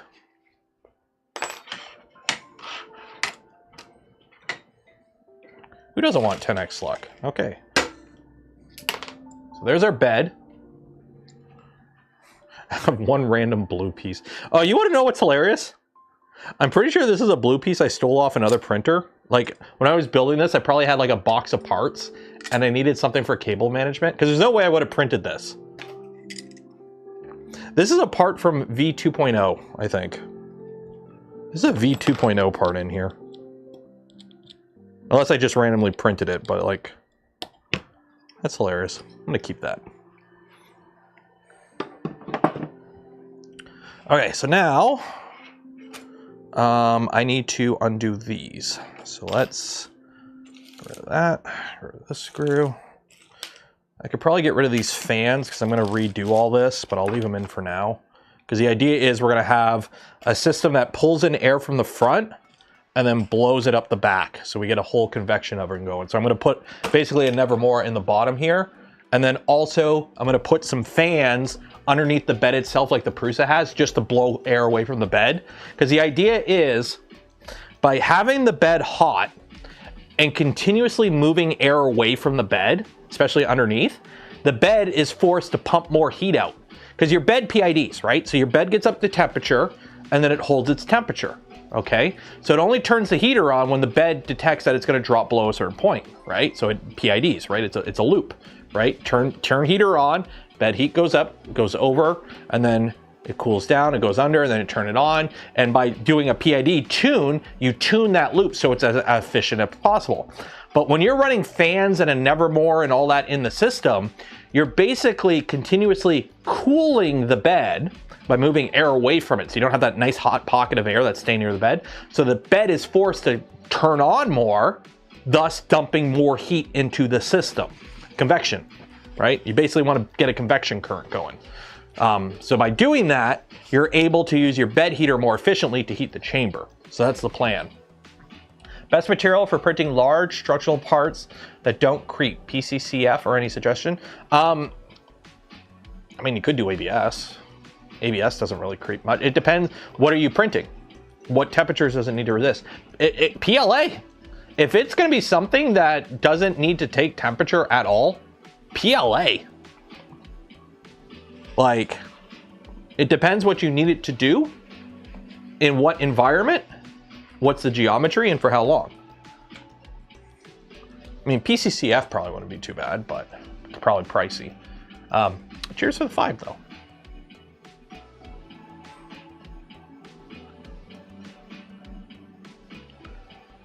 Lumbar is a game changer. Yep. Got to get that lower lumbar support.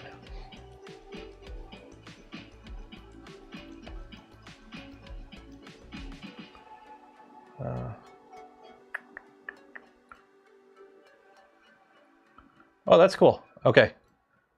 Here, let me open this up here. This is really cool.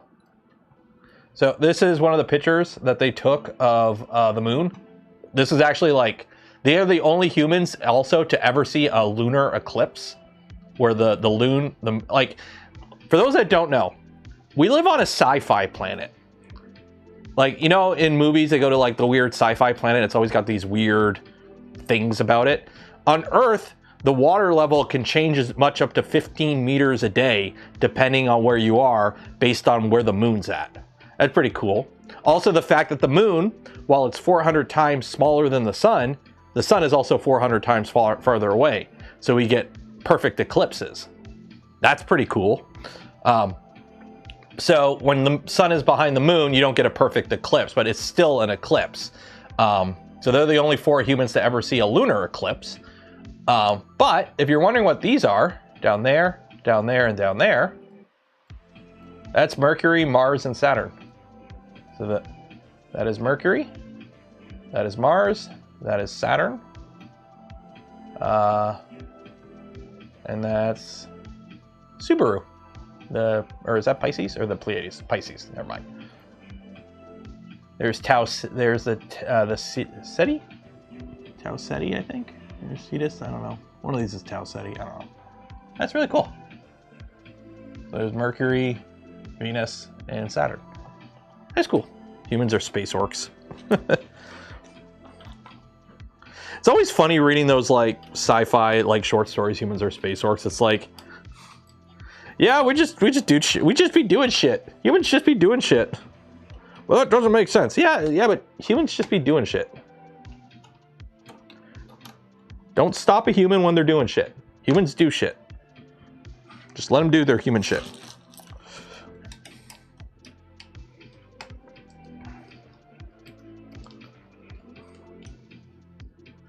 My chair is the best because it has a Gengar in it. Oh, that's awesome. You know what is hilarious? Do you know what I found? Oh man, I wish I took a picture of it. I didn't have my phone on me while I was doing all the work in the basement, so I didn't take any pictures other than the one after I got it all cleaned up. The previous owner ran cable, like, you know, cable line. We don't use any of it because we don't have cable, right? We don't have satellite. We don't use cable line, but they ran cable line underneath down there to get to like some rooms in the basement. They did a really shitty job doing it. But anyways, short story long, they needed something to hold it up to the joist so it wouldn't hang down. They used little bits of plastic just stapled to just kind of like hold it up, kind of like, you know, just staple and hold it up. They also used Pokemon cards. There is a purple energy Pokemon card just stapled up there, holding up a bunch of cable wires. That's what I'm dealing with. The joys of buying a pre-owned home where the basement was finished by the previous owner. You just kind of find shit. Not good shit. You just kind of find shit, though.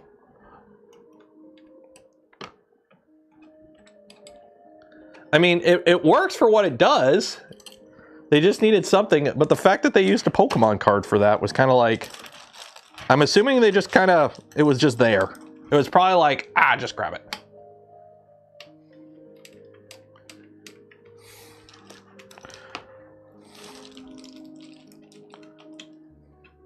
The joys of home ownership.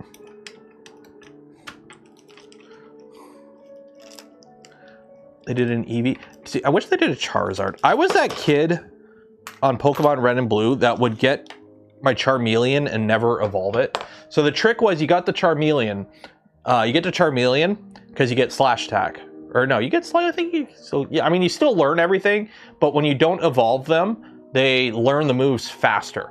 So it's okay to get to Charmeleon, but you don't evolve them to a Charizard until after you fight Lieutenant Surge, because Lieutenant Surge uses electric Pokemon, which do extra damage against flying type. So if you evolve your Charmeleon into a Charizard, it's now fire flying, so he'll take extra damage from Lieutenant Surge. So what you do is you wait until after you beat Lieutenant Surge to let your Charmeleon evolve into a Charizard. Because I was that kid that basically just tanked Pokemon and just had one super over-leveled Pokemon do the whole run. So I would beat the whole game with like by the time I finished Elite Four, it's like a level 70-something Charizard with Hyper Beam. Just tank that shit.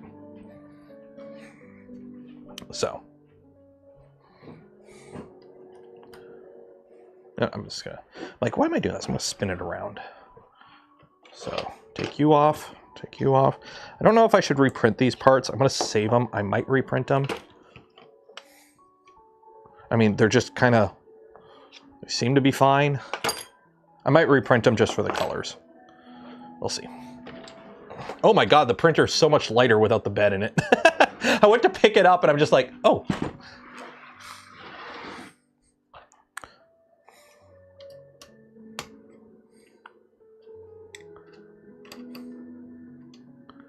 In Pokepi, I have 285 of 300. I'm sorry, there's 151. I had Mew back in the day. I wish my red, I never lost my red save, the battery died. I had all 151. Because I went to the stupid Toys R Us day to get a Mew traded to me. I made my parents take me to that. And then I found out after that you could just do an exploit to get them. So I did that later, but I got my first Mew from going a shorter USB cable. It's USB-A, and that's what I had, so I used it. Short enough.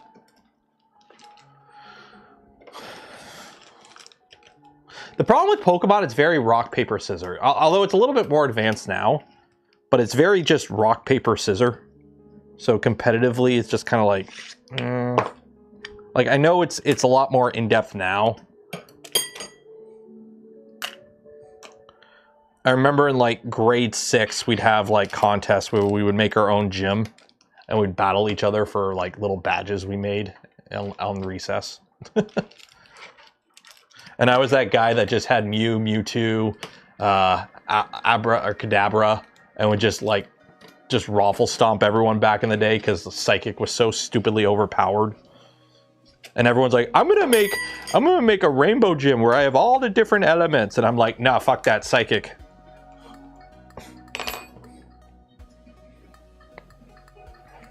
As of Gen 6, there's 1,025. Have they done a Pokemon game that has all the Pokemon in it? Because or is it every generation they add new ones, but then they reuse some old ones, but not all the old ones? Like, is there a Pokemon game that has all the Pokemon in it, or are they...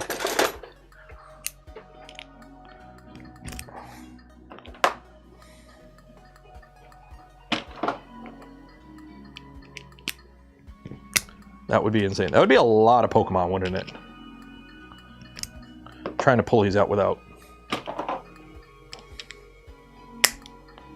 breaking them. Or there we go.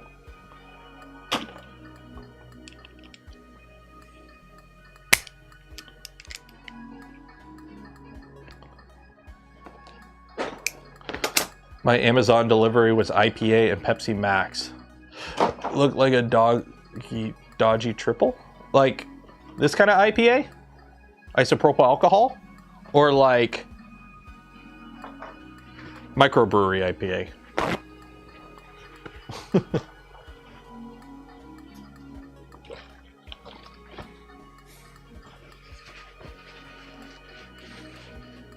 Masingo. No, Masingo was fine. You just don't capture Masingo. You just never capture Masingo. Although the trick was, for those that didn't know, if you captured a Masingo and then evolved it, it would evolve into the last Pokemon you fought. Or no, Genghis Khan. I can never remember. Because I used it to get a bunch of Safari Zone Pokemon. So I used it to get Genghis Khan. That's how I got Genghis Khan. Instead of dealing with the Safari Zone bullshit, I just caught a Masingo and evolved it. It was like, I'm not dealing with the bullshit.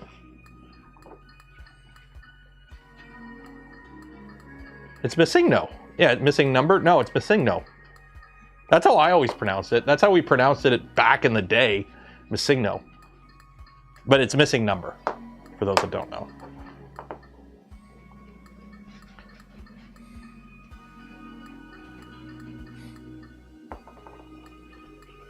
Like, for those that don't know, I have an original Game Boy Color Pokemon edition with Pokemon Red and Blue. Like, I have those. They're my, like, I will play that game too occasionally if, like, I gotta sit on the couch, watch the little guy or something. I'll play Pokemon just because. It sucks not having a backlight. It sucks having no backlight. I will say that. Okay, how well do these fit? Hopefully these still fit pretty good. Oh yeah, that'll fit. Okay, these don't fit. And by don't fit, they don't that. And then also found out PPS GF20 does not bond to high temp nylon, as we can see here by that shearing off. And that is way too loosey-goosey. So I may have to reprint these, because that is no bueno. I mean, I could just wrap some Captain tape around it just for extra friction.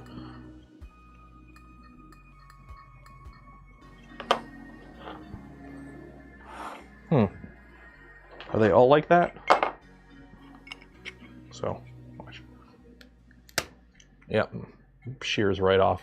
Yeah, they're all like that.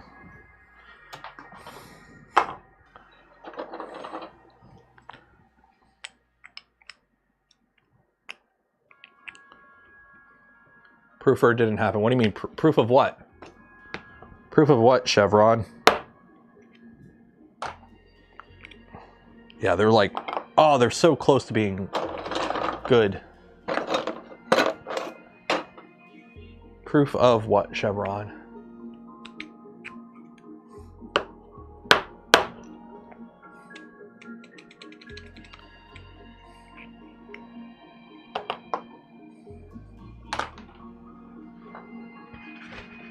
Curse of shrinking.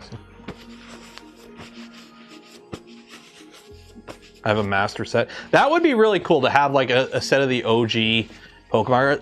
I when Pokemon cards came out, I used to have like a Charizard. Like, I don't know if it was first edition, but they were like the original set. I had a Charizard. I had a shinies of all. I got hollows or shinies or whatever we called them back then of like the original 3 starters, most advanced forms.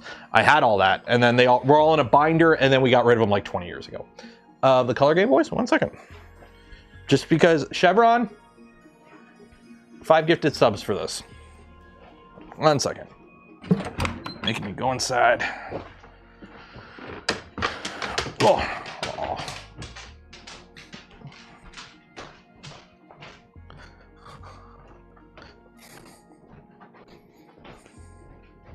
There's that one. And where is, there it is.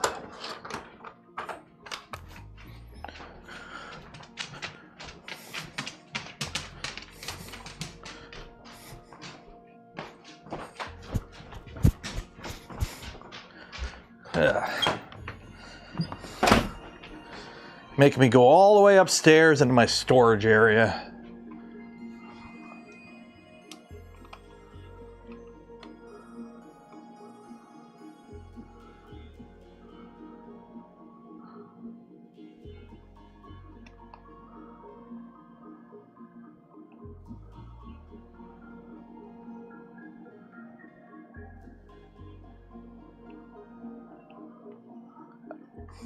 Yeah.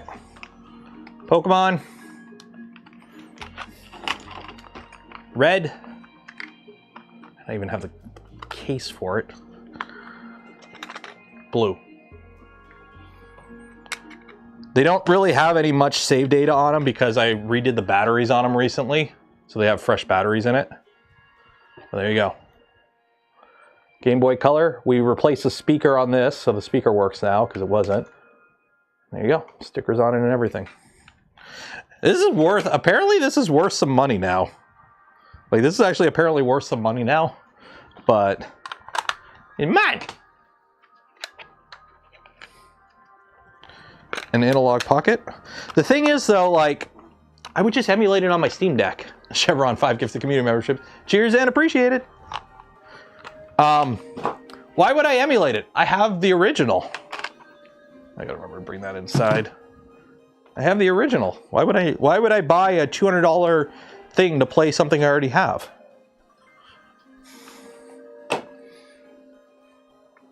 So yeah, that's a bit annoying that those don't really fit in here too well, but I mean, they don't really have to.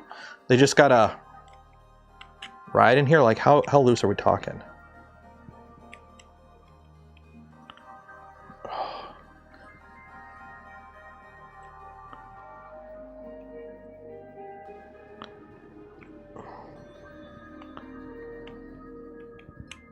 I mean,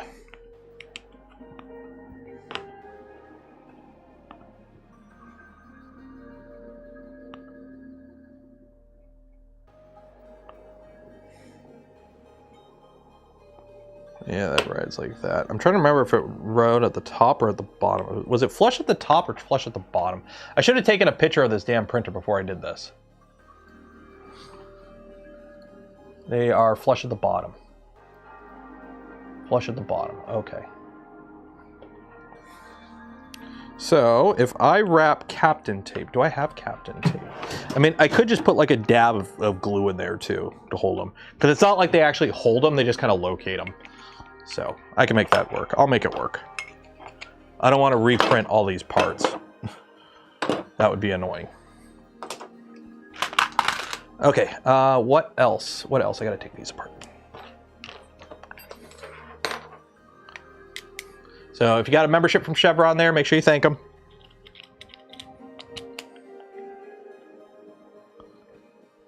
Yeah, I might just like put a little bit of epoxy in there or glue or something. Like just like even hot glue. Just something to like fill the gap and prevent it from moving. And I could still like take it apart if I need to. I'm trying to save all the hardware because I want to reuse it all because it's all silver or stainless. Will gloop work? Probably not. Probably not. Like, I was thinking just put like one layer of Captain tape around it and call it a day.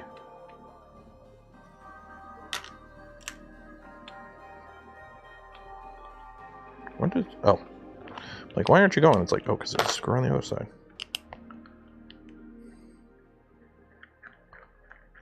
And plays the original cards. I don't play Pokemon that much to justify it. And if I were, I have a Steam Deck. I have the best Nintendo product in the world, a Valve Steam Deck. Oh my god, yeah, these all collapse so much.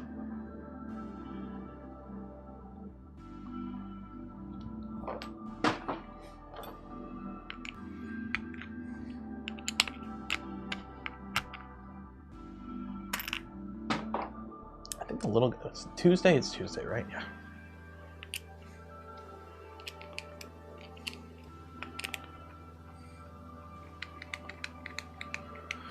Steam Deck is the best Switch ever. Yep. I don't know how it is with, I don't know how emulating with Switch 2 games has become yet. I don't know if that's a thing yet. Always buy the game legitly, but like, if you have the option to play it on a better interface, play it on a better interface.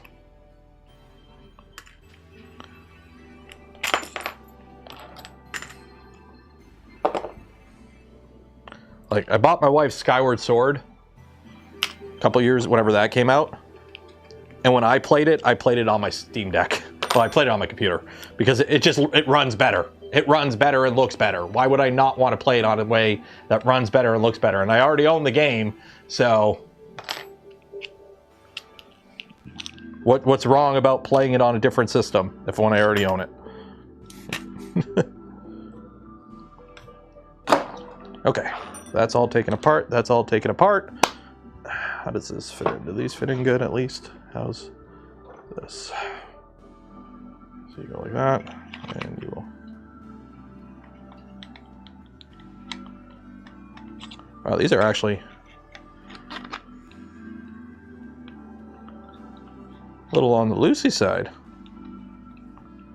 Now I see what they meant. The shrinkage rate is different. I mean, it'll mount fine. It'll be all mounted in fine, but still. Interesting. Interesting. I mean, we're not rebuilding anything today. We're just doing teardown today, so. Okay, so the last thing is, what time are we at? 1:15? I gotta turn these inward. Because I have to turn these inward. Because those extrusions go inward. So, let's see here.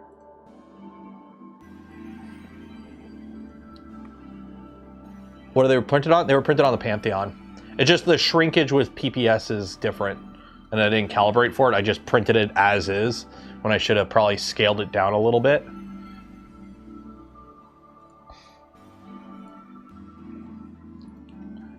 But if I do go to, well, I can't replenish them now because I don't have any more of that filament to begin with, so. So crack you. Crack you, and then rotate.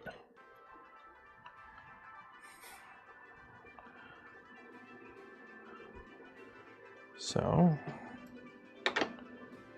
what's the spacing? What is the spacing here? I should probably write this down.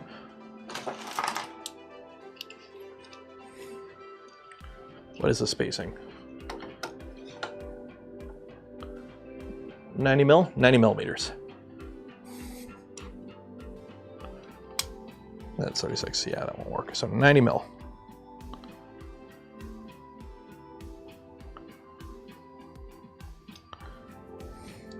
So, we're gonna use our handy dandy V-blocks. Who wants to see a trick with a V-block? Let me go get one of my good ones. Let me go get one of my good V-blocks. 1 second. We're gonna show you a trick with a V-block.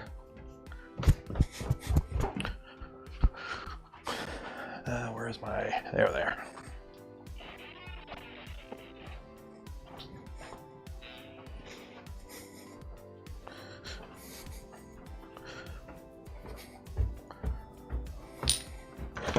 Okay, so V-blocks, or V-blocks, 1, 2, 3 blocks. Sorry, not V-blocks, 1, 2, 3 blocks. Why would you use a 1, 2, 3 block? Why do 1, 2, 3 blocks have holes on them? Is a question I've been asked. Not many times, but I have been asked, why do 1, 2, 3 blocks have holes in them? Well, when you have holes in something, you can use it to attach them to things. Ooh, I know. So, say you have to line up an extrusion, and it needs to be really lined up. You need to make sure, but unfortunately, you only have one hand, right? And when you only have one hand, holding things can be annoying. So, why not just tighten that to the extrusion, and look, now you don't have to like try and align it and hold it right. You just, it's squared up already. And then you just take your micrometer or your vernier here that you locked it to 90 millimeters, and you just kind of go in here and you just kind of wiggle that around. Then you got your 90. Make sure it's tight on that. Got that there.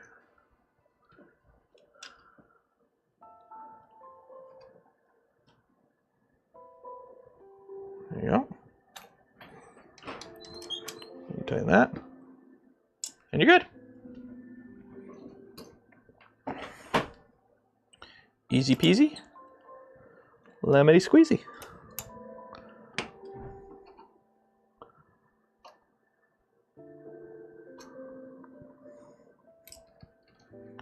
And then you can hopefully get that out. Uh-oh, there we go. Oh no, I scratched it. I scratched it. Oh well.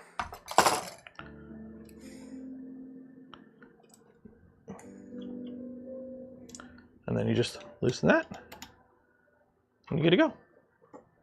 Oh! See how nice and easy that was? And then we take this out. And then we do it on the other side.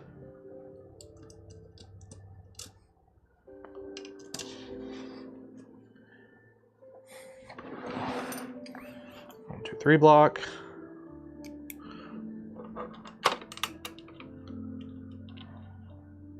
Put that there.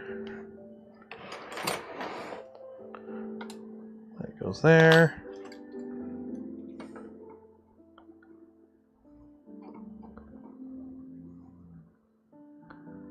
Mil, push that in, hold it in place, and that. Oh look, we're done. Bing a bang a boom.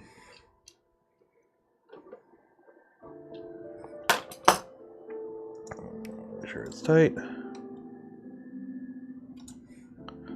Booyah.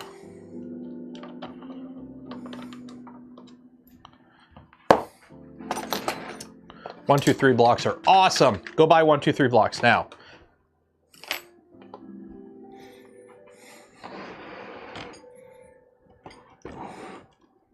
So hopefully that clears. What is so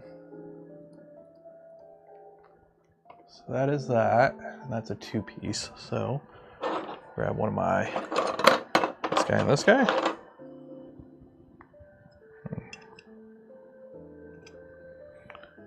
Guy. Just make sure. Oh yeah, that'll clear. That'll clear. Because this is why you can't use the Trident gantry. 1, it doesn't fit in the back, and 2, it would hit these guys. All right, let's do this guy now.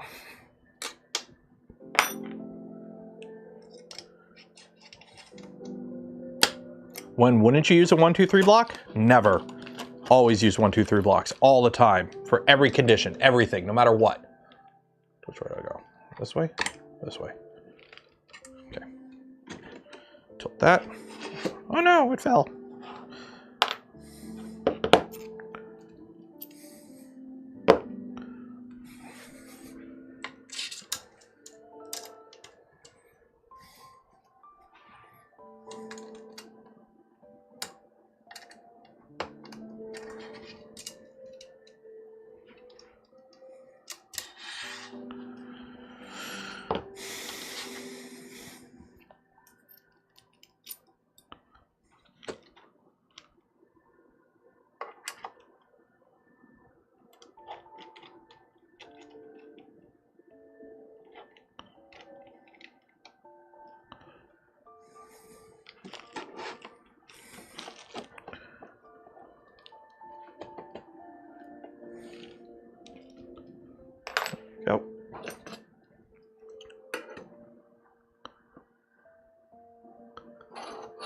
And whenever you're measuring a gap like this, always try and make sure that you're as close to the inside as possible. Like, you don't want to be doing it here because it can tilt. So you want to have it in as close as you can, so that when you go to do the other side, it's like not right crooked.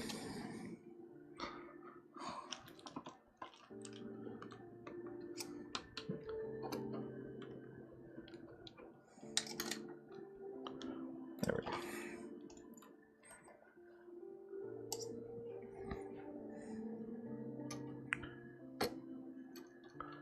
There we go.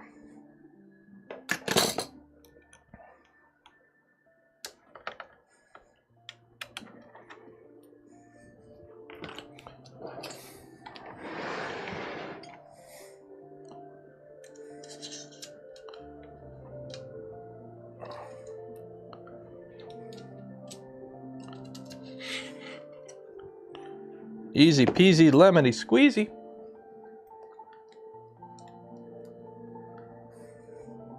Yeah, 1, 2, 3 blocks are like the most useful thing that you're like, why did I buy these? And then you use them a couple times and you're like, that's why I bought these.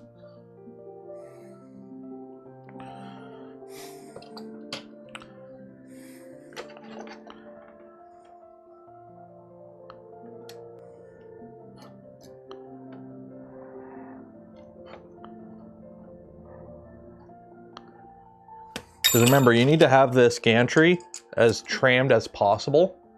So you want to make sure, like, you're measuring against the top extrusion, so you want to make sure your top extrusions are good too, right? Because you want to make sure you build this on a flat surface, because if your top extrusions are like this, then when you go to put these on, they're also going to be like that. And then you go to tram your bed for the first time, and everything's all crooked because you're referencing 20 different things that are all... Stack tolerances are a thing. Take a metrology class. If you're in high school or college or university, and you have the option to take a class called metrology, take it.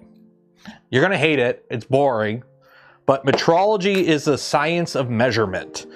And it's basically like how to measure stuff and basically learning about measurement and like concepts that like stacking tolerances, because like, oh, this thing has a tolerance of +3, -3 thou or whatever. So, okay. But like that attaches to another thing, that attaches to another thing, that attaches to another thing, that attaches to another thing. So if everything in that stack has a +3, -3 thing, and there's like 10 things, and your final thing has a final tolerance of +15, -15, well, if everything is within tolerance, +3, -3, and everything happens to be +3, everything individually is within tolerance, but when you stack it up, you're +30, which is outside of your overall tolerance. Tolerance stacking is a thing, and it could be a freaking nightmare. So this is one of those, when you're building your frame, this is where tolerance stacking comes in, because if you start with your frame crooked, then these extrusions are going to be crooked because these extrusions are referenced off this. And then if these are off, when you put your bed in, your bed is in your gantry and your tool head, well, it's going to be doing this as it moves around, which means the bed is going to have to compensate for that. And you're going to have to mesh, and it's going to be like, yeah.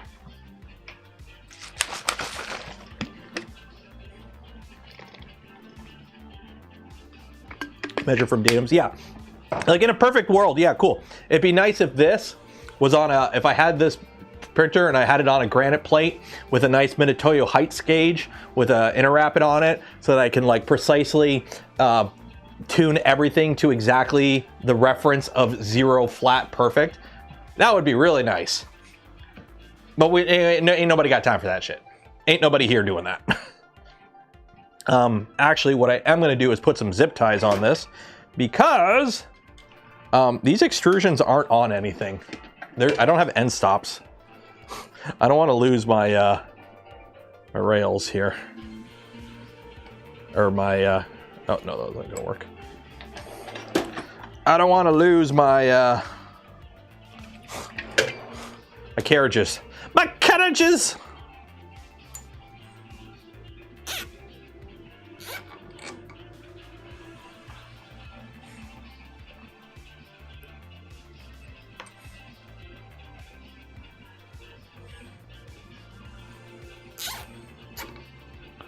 So now we don't lose our carriages.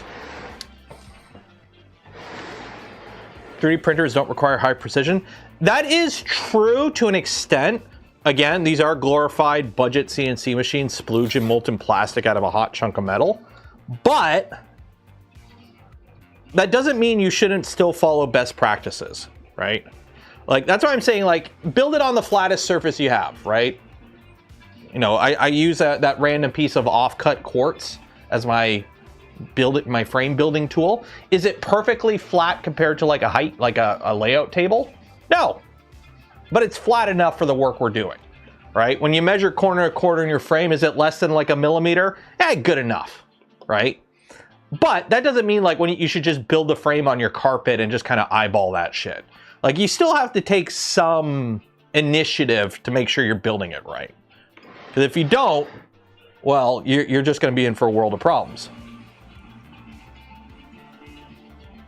Speaking of problems, how does this? No, that's not that. I need a front. There you are. Are you the front one? Yeah, you're the front one. Okay, good. It doesn't go past the door. Good. Okay. Hopefully your flattest surface isn't a gravel driveway. You joke.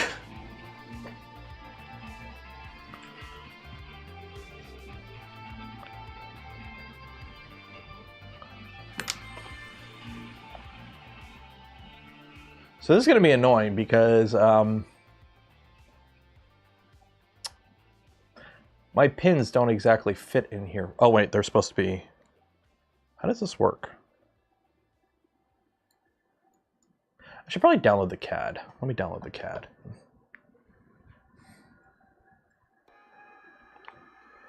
Yeah, these aren't even tight in there, so these pins are going to be a little loosey. Yeah, we'll figure it out. We'll figure it out. Make it work. Make it work. I mean, if I got to, you just put the pin in and then you just push it with the heat set just to kind of keep it hot. Okay, so that's about as far as the teardown as I want to go. I'm not going to take the motors out because I don't need to. So we're going to leave them in there for now and hope I don't break them.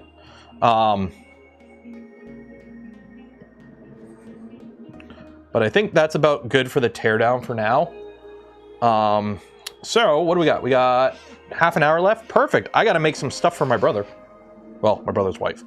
Because she needs some stuff printed for her garden. So we're going to do some arts and crafts kitties. Arts and crafts kitties. Arts and crafts, arts and crafts. Who wants to do arts and crafts? Let's do some arts and crafts. I was totally lazy and I linked myself the things I needed to print in Discord.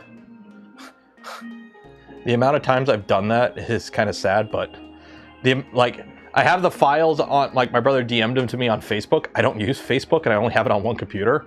So I click the links and I just copy the links and just posted them in a random Discord channel. I'm like, I'll grab these later. So download that.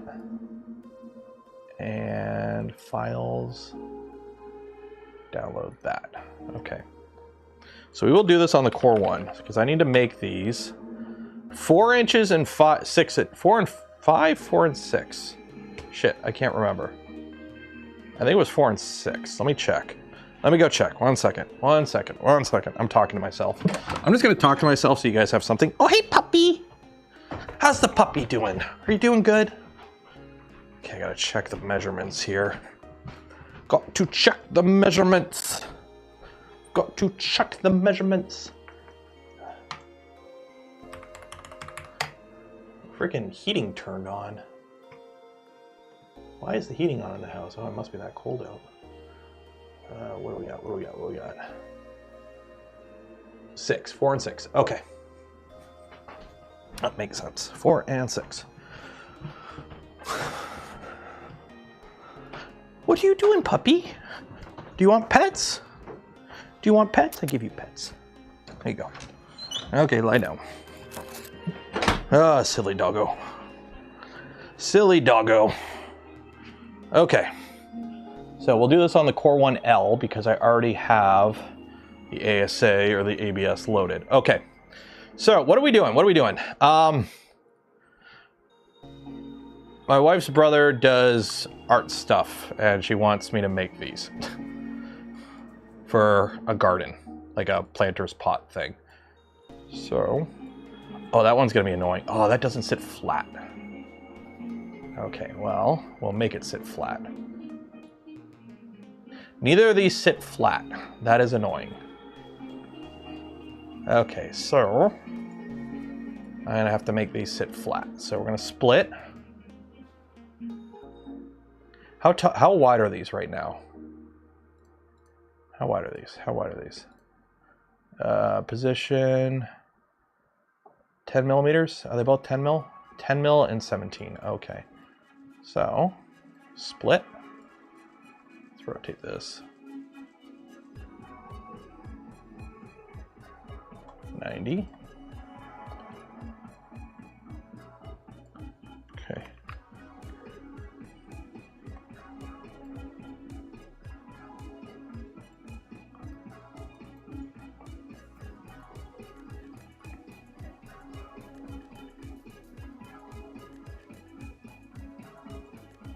Okay. And then unlock. So we will go 15. And this one will do 10. There we go. Okay, so that's that. Now I need to make this one 4 inches tall. So what is 4 inches to millimeters? 4 inches to millimeters is about 100 millimeters. So we'll do, that needs to be, I'll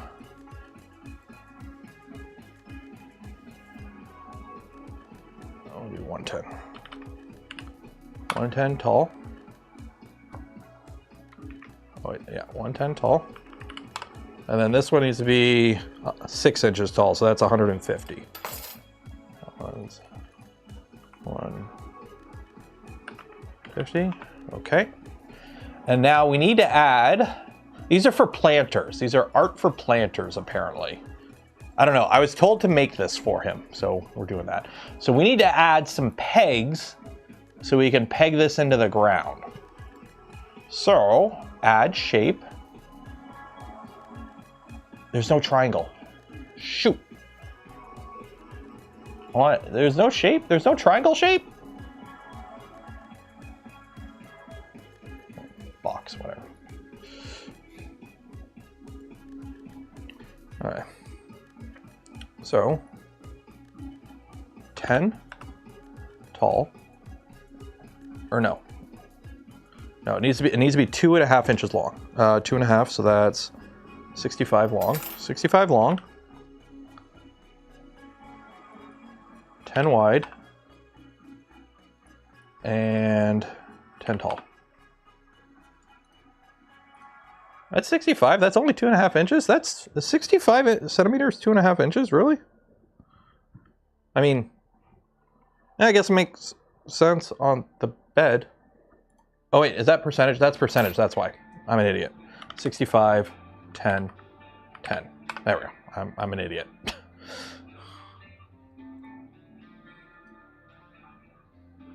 That is too high. 8.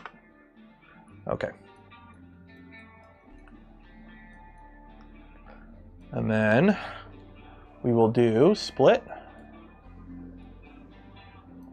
45.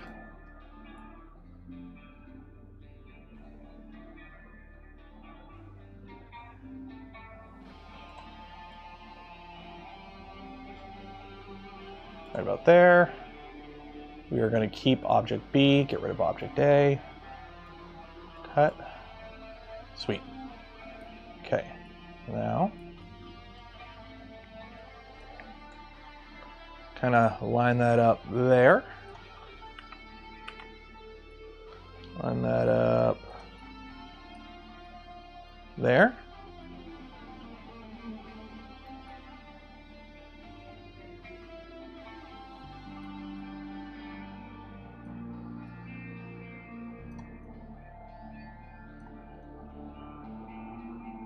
Okay.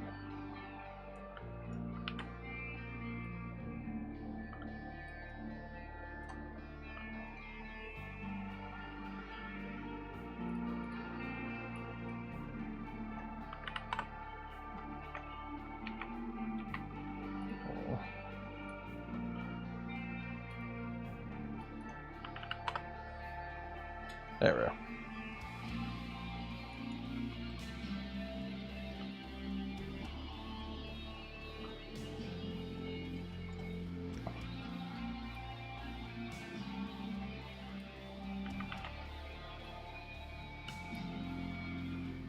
There we go. That'll work. That'll work. So now, that one, that one, that one, merge. That one, that one, that one, merge. Okay. So, can we fit them on here? We can. So I need to make 3 of these beds. There we go. So ASA, we'll do 20% infill, 3 walls, 4 top, 4 roof. There we go. What's up? I gotta get a print going. I don't know exactly what these are for. They're for like planters or something, and they need them. So I need to print a bunch of these. Send to connect.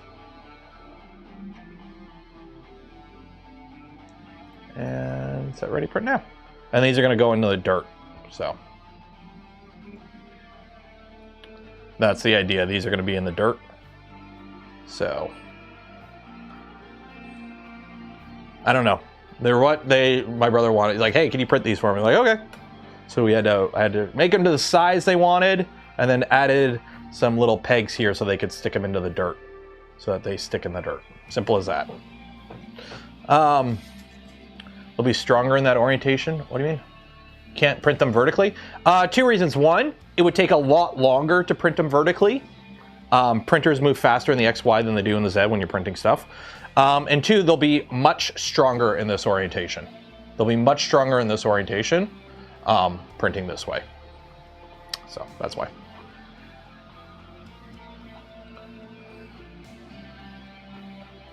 Yeah, it'll be a faster print and a quicker print. So yeah, the pegs are combined in the slicer. I merged them into one object, so it's just one object. So the pegs are part of the print. That's what I mean. Like, this is the thing. Like, there is so much that a lot of people can do within a slicer with no CAD skills. Like this, like, hey, I found an object online and I want to make little things that I can stick in planter pots or whatever. He needs 6 of each, so I'm making 6 of each.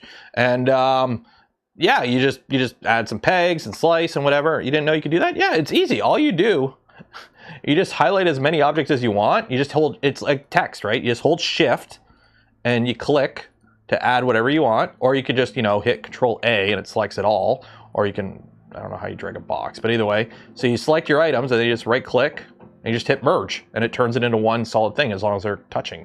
So you just kind of inset them a little bit, just eyeball that shit. Like, we're not doing anything where it's like, oh, this one is 0.5 millimeter longer than this one, throw it in the garbage. It's like, no, it's just a quick little, so yeah. There we go. Is there a difference between fast and quick? For English, no, not really. Kinda, it's subjective. Fast is usually when you're referring to something speed-wise, whereas quick is kind of like a time-wise. So printers move fast to print something quick. Does that make sense? But they're not, it's not universal. So printers move quick to print something fast. Those are both grammatically correct. But when you say I'll be there quick is more commonly said than I'll be there fast.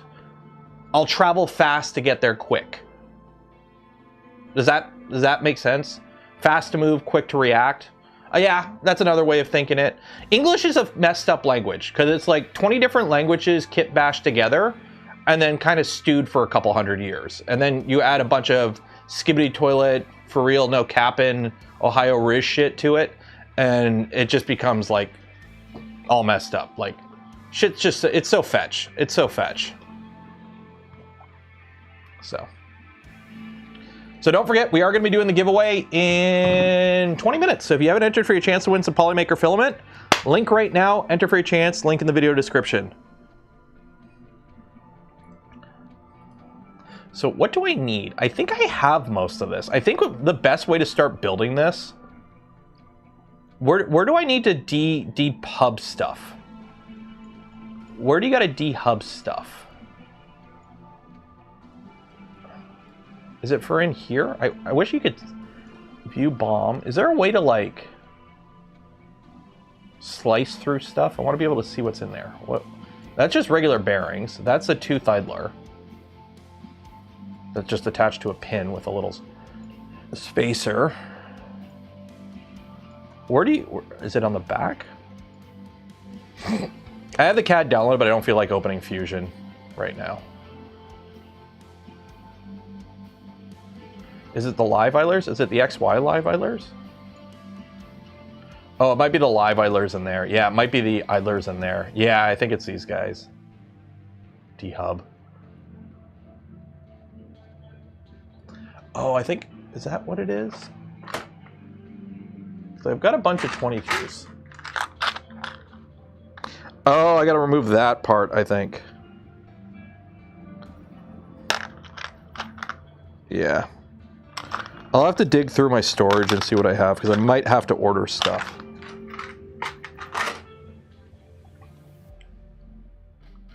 AI will. The problem with AI, Hamad, I don't like AI for that kind of stuff because it has no culture to it.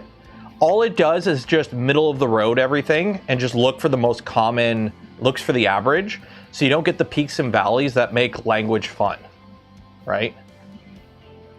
Like if like we were to move, like put it this way, if we were to move to like, you know, a sci-fi future where we all just wear an earpiece that automatically translates everything we hear into our native language, I could see languages stagnating because there would be no cross-pollination between languages, right? Because everyone would just speak their own native language and everything would be auto-translated, so you would have no cross-pollination. Everything would become very insular because the AI translates everything. So either we'd all just move to a common language or everyone just speaks their own language and yeah.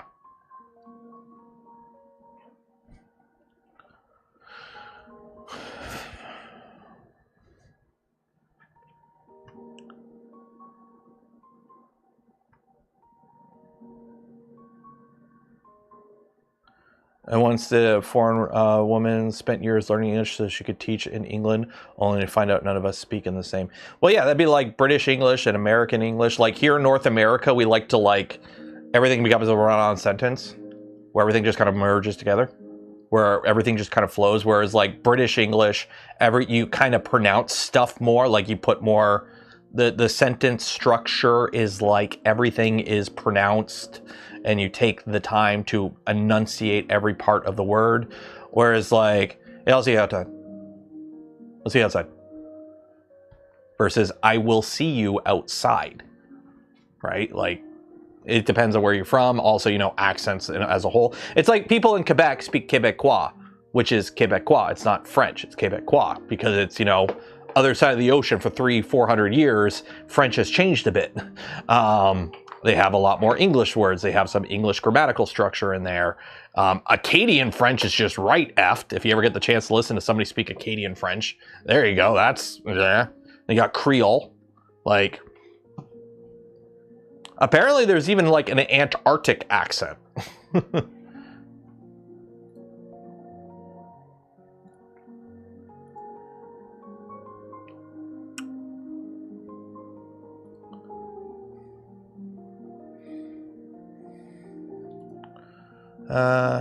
Both have official government agencies to make sure their version of the French stays. Yeah, in Quebec, they have a lot of language laws to protect it because they're like afraid of English. Obviously, they're an insular French population, it's completely surrounded by English. So they have a lot of, like if you run a business in Quebec, you have to offer everything in French and English, and your signage in Quebec has to be entirely in French. And like, heck, there's been like cases where like, I think it was like a bakery, a small town bakery did like, they were doing Instagram shorts or reels or whatever they're called, and they're doing them in English, and the government's like, nope, you have to do it in both languages. And it's like, outside of Quebec, nobody cares about French. Outside of Quebec, unless you want a government job, nobody cares about French. But in Quebec, it's like, no, French. It's like, you go anywhere, you drive any road in Ontario, and you'll pass like an English sign saying, buckle up. And then you go 200 meters down the road, there's the exact same sign in French. Le buckle up. But you go to Quebec, it's like, nope, fuck you, French everywhere. No English signs, good luck.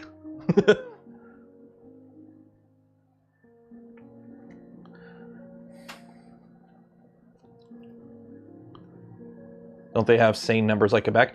Yeah, because like French is like W8, right? So it's like 420 or 220s 8 for 48. 86, right? 86.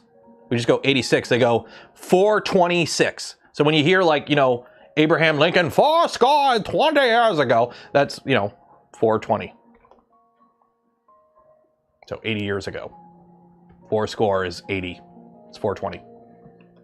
Blaze it. So yeah. So 1, 2, 3, 4, 5, 6, 7, 8, 1, 2, 3, 4, 5, 6, 7, 8, 9, 10, 11, 12, 12. Shit. It's been a while. It's been a while since I counted in French. I can't remember the last time I actually had to count in French. But yeah, French is like, it gets really long. So when you're bad in French school, they make you write 1 to 100 and like spell it out, and you're like W8 or 89 2500 83. It's like so yeah, it gets yeah. 19 let me look it up here. 1999 in French. Yeah, so 1999 in French is 1999. It's because 19 in French is 19, 10-9. So 1999 is 1999. That's not 1999. That's how you say 1999. 1999. 1984. Yeah, 1900. So 19. 1000. 1000. 100. 80. Wait. 1900. What's 100? 100 is 100, right? Yeah. 1984. It's French is it's like, it's not that complicated. It's just like there's no word for 30. It's just 1020. Right? That's what it is. Right? 30. Oh, 30. Oh no, there is a word for 30.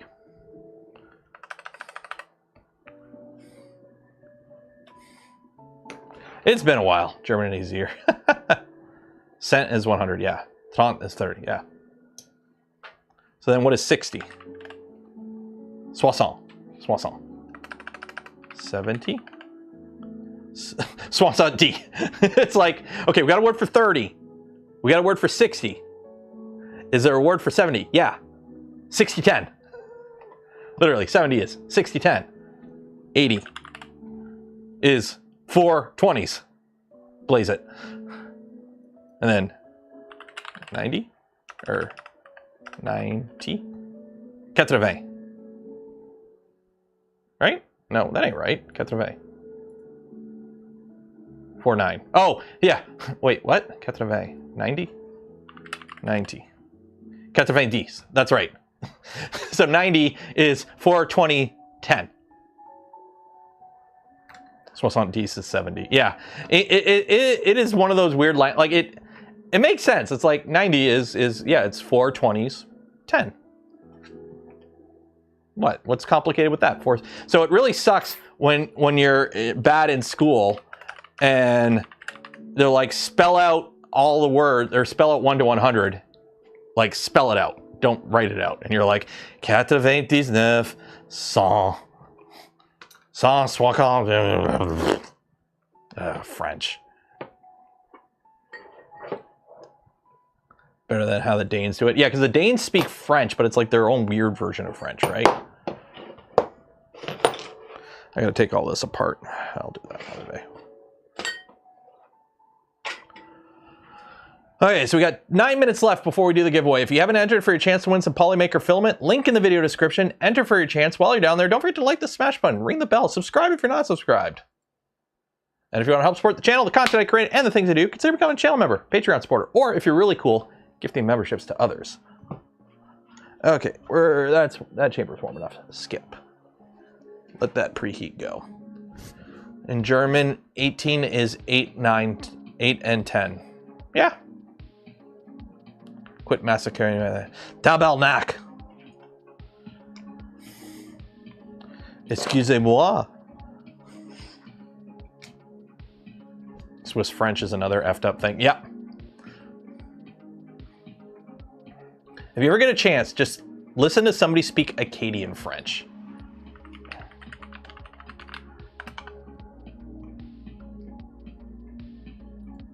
Like here, let me...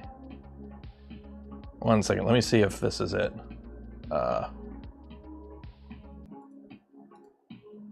Let's see here. Get the music. Let me see if I can find this video. Why does the French some people speak in Louisiana?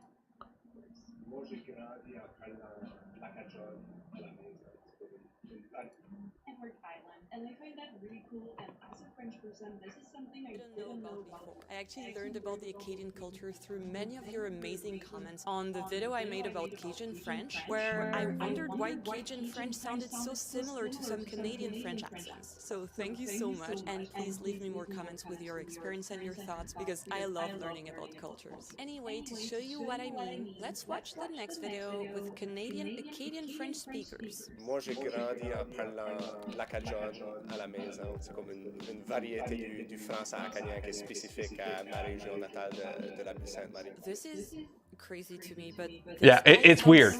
Oh, there's an echo? Sorry. Louisiana French speakers. I don't know if you're hearing it as well, but that's what I was talking about in my first video. So yeah, tell me what you think. Ben, le chiac, c'est vraiment un mélange de français, d'anglais, puis de vieux mots acadiens. Puis le chiac varie vraiment de région en région. Moi, mon chiac vient de Chediac. Yeah, moi je suis très fière de parler chiac. Non, je parle pas chiac, je viens de la péninsule acadienne. Je parle en français du matin au soir. Nous, on va moins avoir un peu d'anglicisme. So here the different accents change so much from region to region, and there's even different... Yeah, it's weird. I remember years ago, I wish I could find the clip. If anyone could find the clip and share it in Discord, I think it was a clip from Toy Story. I think it was Toy Story. Because like during like one of my language classes in like grade school or high school or whatever, the teacher played a clip of like a scene from Toy Story in English. Then they played it in French, because it was in like one of my French classes in high school. So they played it in English, then they played the official clip in French, and then they played it, somebody had dubbed it into like Toy Story into Acadian French. And it's just like, you're watching it and you're like, what is this? This is like French, but they're speaking it with like English language structure, but not all the time. And there's random English words in there. And it's like, it's so weird. It sounds so weird for like, if you're a native speaker of English or a native speaker of French, it just sounds weird. Like if you're English and you don't speak French, it sounds like somebody just trying to speak French. But if you're French and you understand French and the way the French grammatical structure works with like synonyms and like male and female verbs and all that shit, it's like, what are you doing?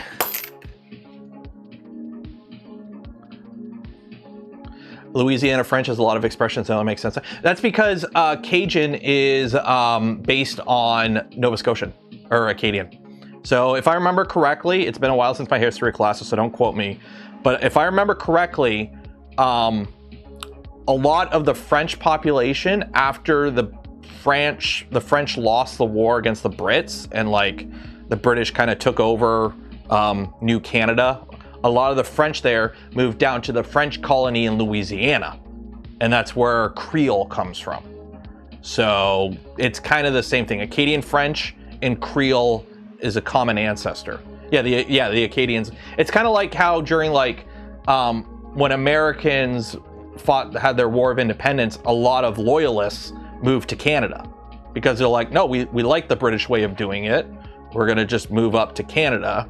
And that's why like when the War of 1812 happened, they're like, we left you guys. We don't want to be a part of you guys. Grab me gun. And it's like, no, like literally part of the reason Canada exists is because it's made of people who did not want to be American. So.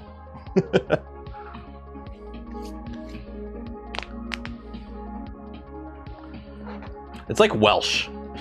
Listening to Welsh, it's just like, ugh. You think you found the Canadian Toy Story clip? Okay, let me see if I can, if this is it. Where'd you post it? Where'd you post it? Okay, okay, here we go. We're gonna watch this, if this is what I think it is, and then we're going to do the giveaway.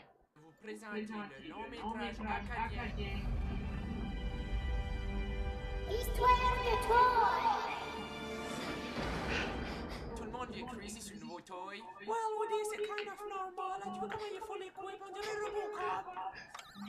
Wow, là, Doug, touche pas mon ray gun, tu pourrais hurter ton self. Ah, t'as un ray gun? Comment ça t'as pas de ray gun, toi, Woody? Hopefully I don't get copyright claimed. I gotta move this around so I don't get copyright claimed. Well, you're jealous. Okay, stop it now. On est tous vraiment impressed par le nouveau toy d'Andy. Toy? G-O-U-E-T, toy. Sorry, Woody, mais je pense que le word que tu search, c'est Space Patroller. Oh god, que non, le word que j'aimerais dire, je peux pas le dire parce qu'il y a des young toys dans le room. Tu look vraiment jealous, Woody. Monsieur Lightyear, je suis un petit peu curious. C'est quoi le real job de Space Patroller? Jeez, vous êtes bien stupid. Vous allez pas croire que ce weird toy-là, c'est un Space Patroller, qu'il y a des ray guns pis qu'il peut fly. Sorry. Jeez. Wow. Oh, jeez, qu'il est cute. Jean-François Brault. Yeah, it's a mess of a language. Acadian French is a mess of a language. And I may, if you're watching this in the future and you're wondering why there's no audio for the last bit, it's because I got copyright claimed and I had to cut it out. Wouldn't be the first time. When we did the monthly last Friday or a couple Fridays ago, when we did the end of year or end of month community showcase stream, somebody printed a Fallout radio that played Fallout music, and we watched it during the stream, and I got copyright struck for that, so I had to like delete that part. What playlist? I have a couple. Right now we're listening to this backing track chill playlist. Normally I do Stream Beats Lo-Fi, but I switch it up every couple of months. I'll switch between the two. So there we go. I just can't play it too loud because my mic picks it up. That's why you were hearing echo.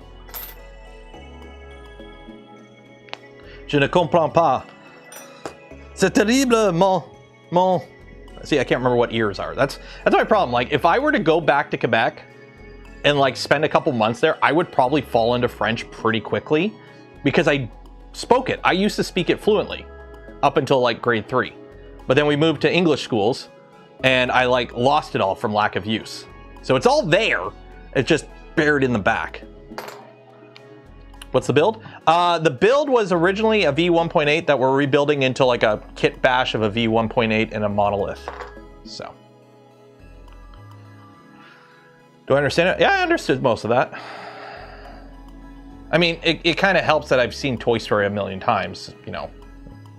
I grew up with it, so it's kind of like, I just know it.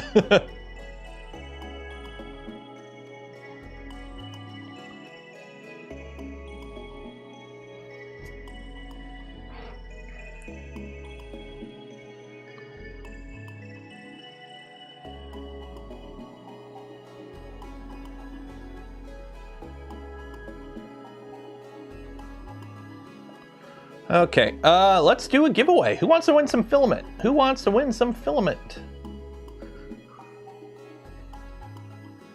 Let's do a giveaway. Let's do a giveaway. So copy that. Copy that. Copy that. Me, I do. Well, hopefully you entered, because if you didn't enter, then you can't win. I love how this still has my fingerprint in it. You can tell I touched this with my bare skin before heating it up to 500C because there's like the blue area. That's where I touched it with my finger before turning it up to 500C.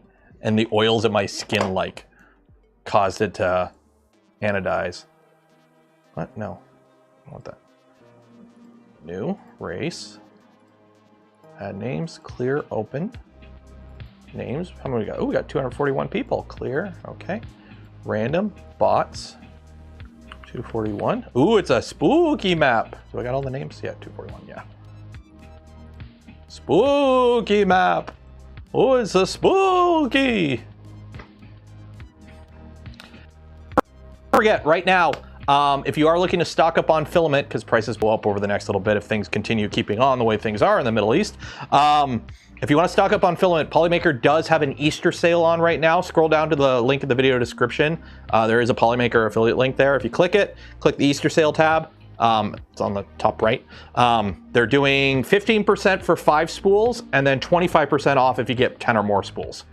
So if you're looking to stock up on filament right now, Polymaker is doing a bulk buy more, save more type sale. So check it out, link in the video description.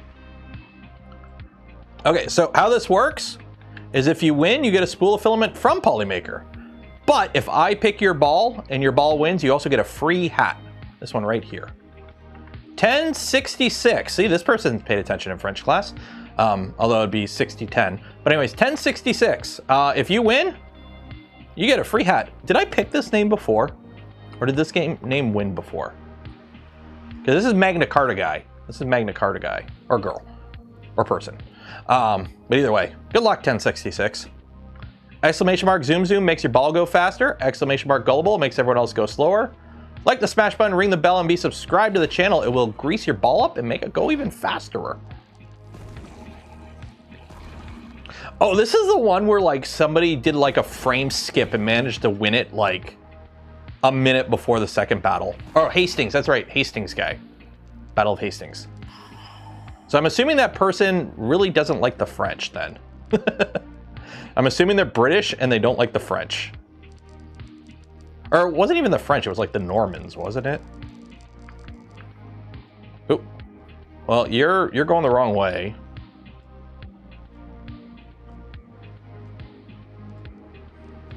Yeah, this is the map that somebody managed to like do some frame skip once and managed to like beat everyone by a minute. Yeah, the Normans were Frenchish. I mean, everyone's kind of a little bit of it. I mean, it's Europe. Everyone's a little bit inbred if you're European, right? At some point in the history. Go banana! I don't even know this map. People are floating around. I'm drinking my delicious gamer subs. Use code Canuck.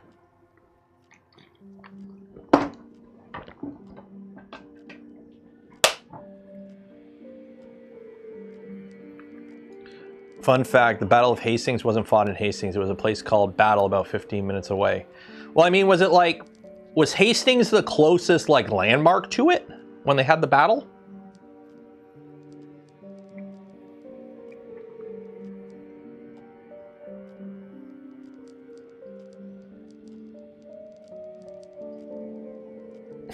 Calm down, Truman. This isn't hot cocoa. Was it hot cocoa? I think it was cocoa.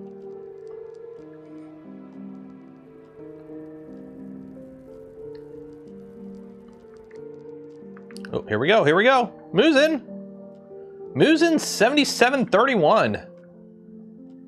Musin 7731. Let me find your name here. Control F, Musin.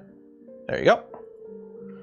So Musin, you will get an email from me after the stream ends with information on how to collect your filament from Polymaker.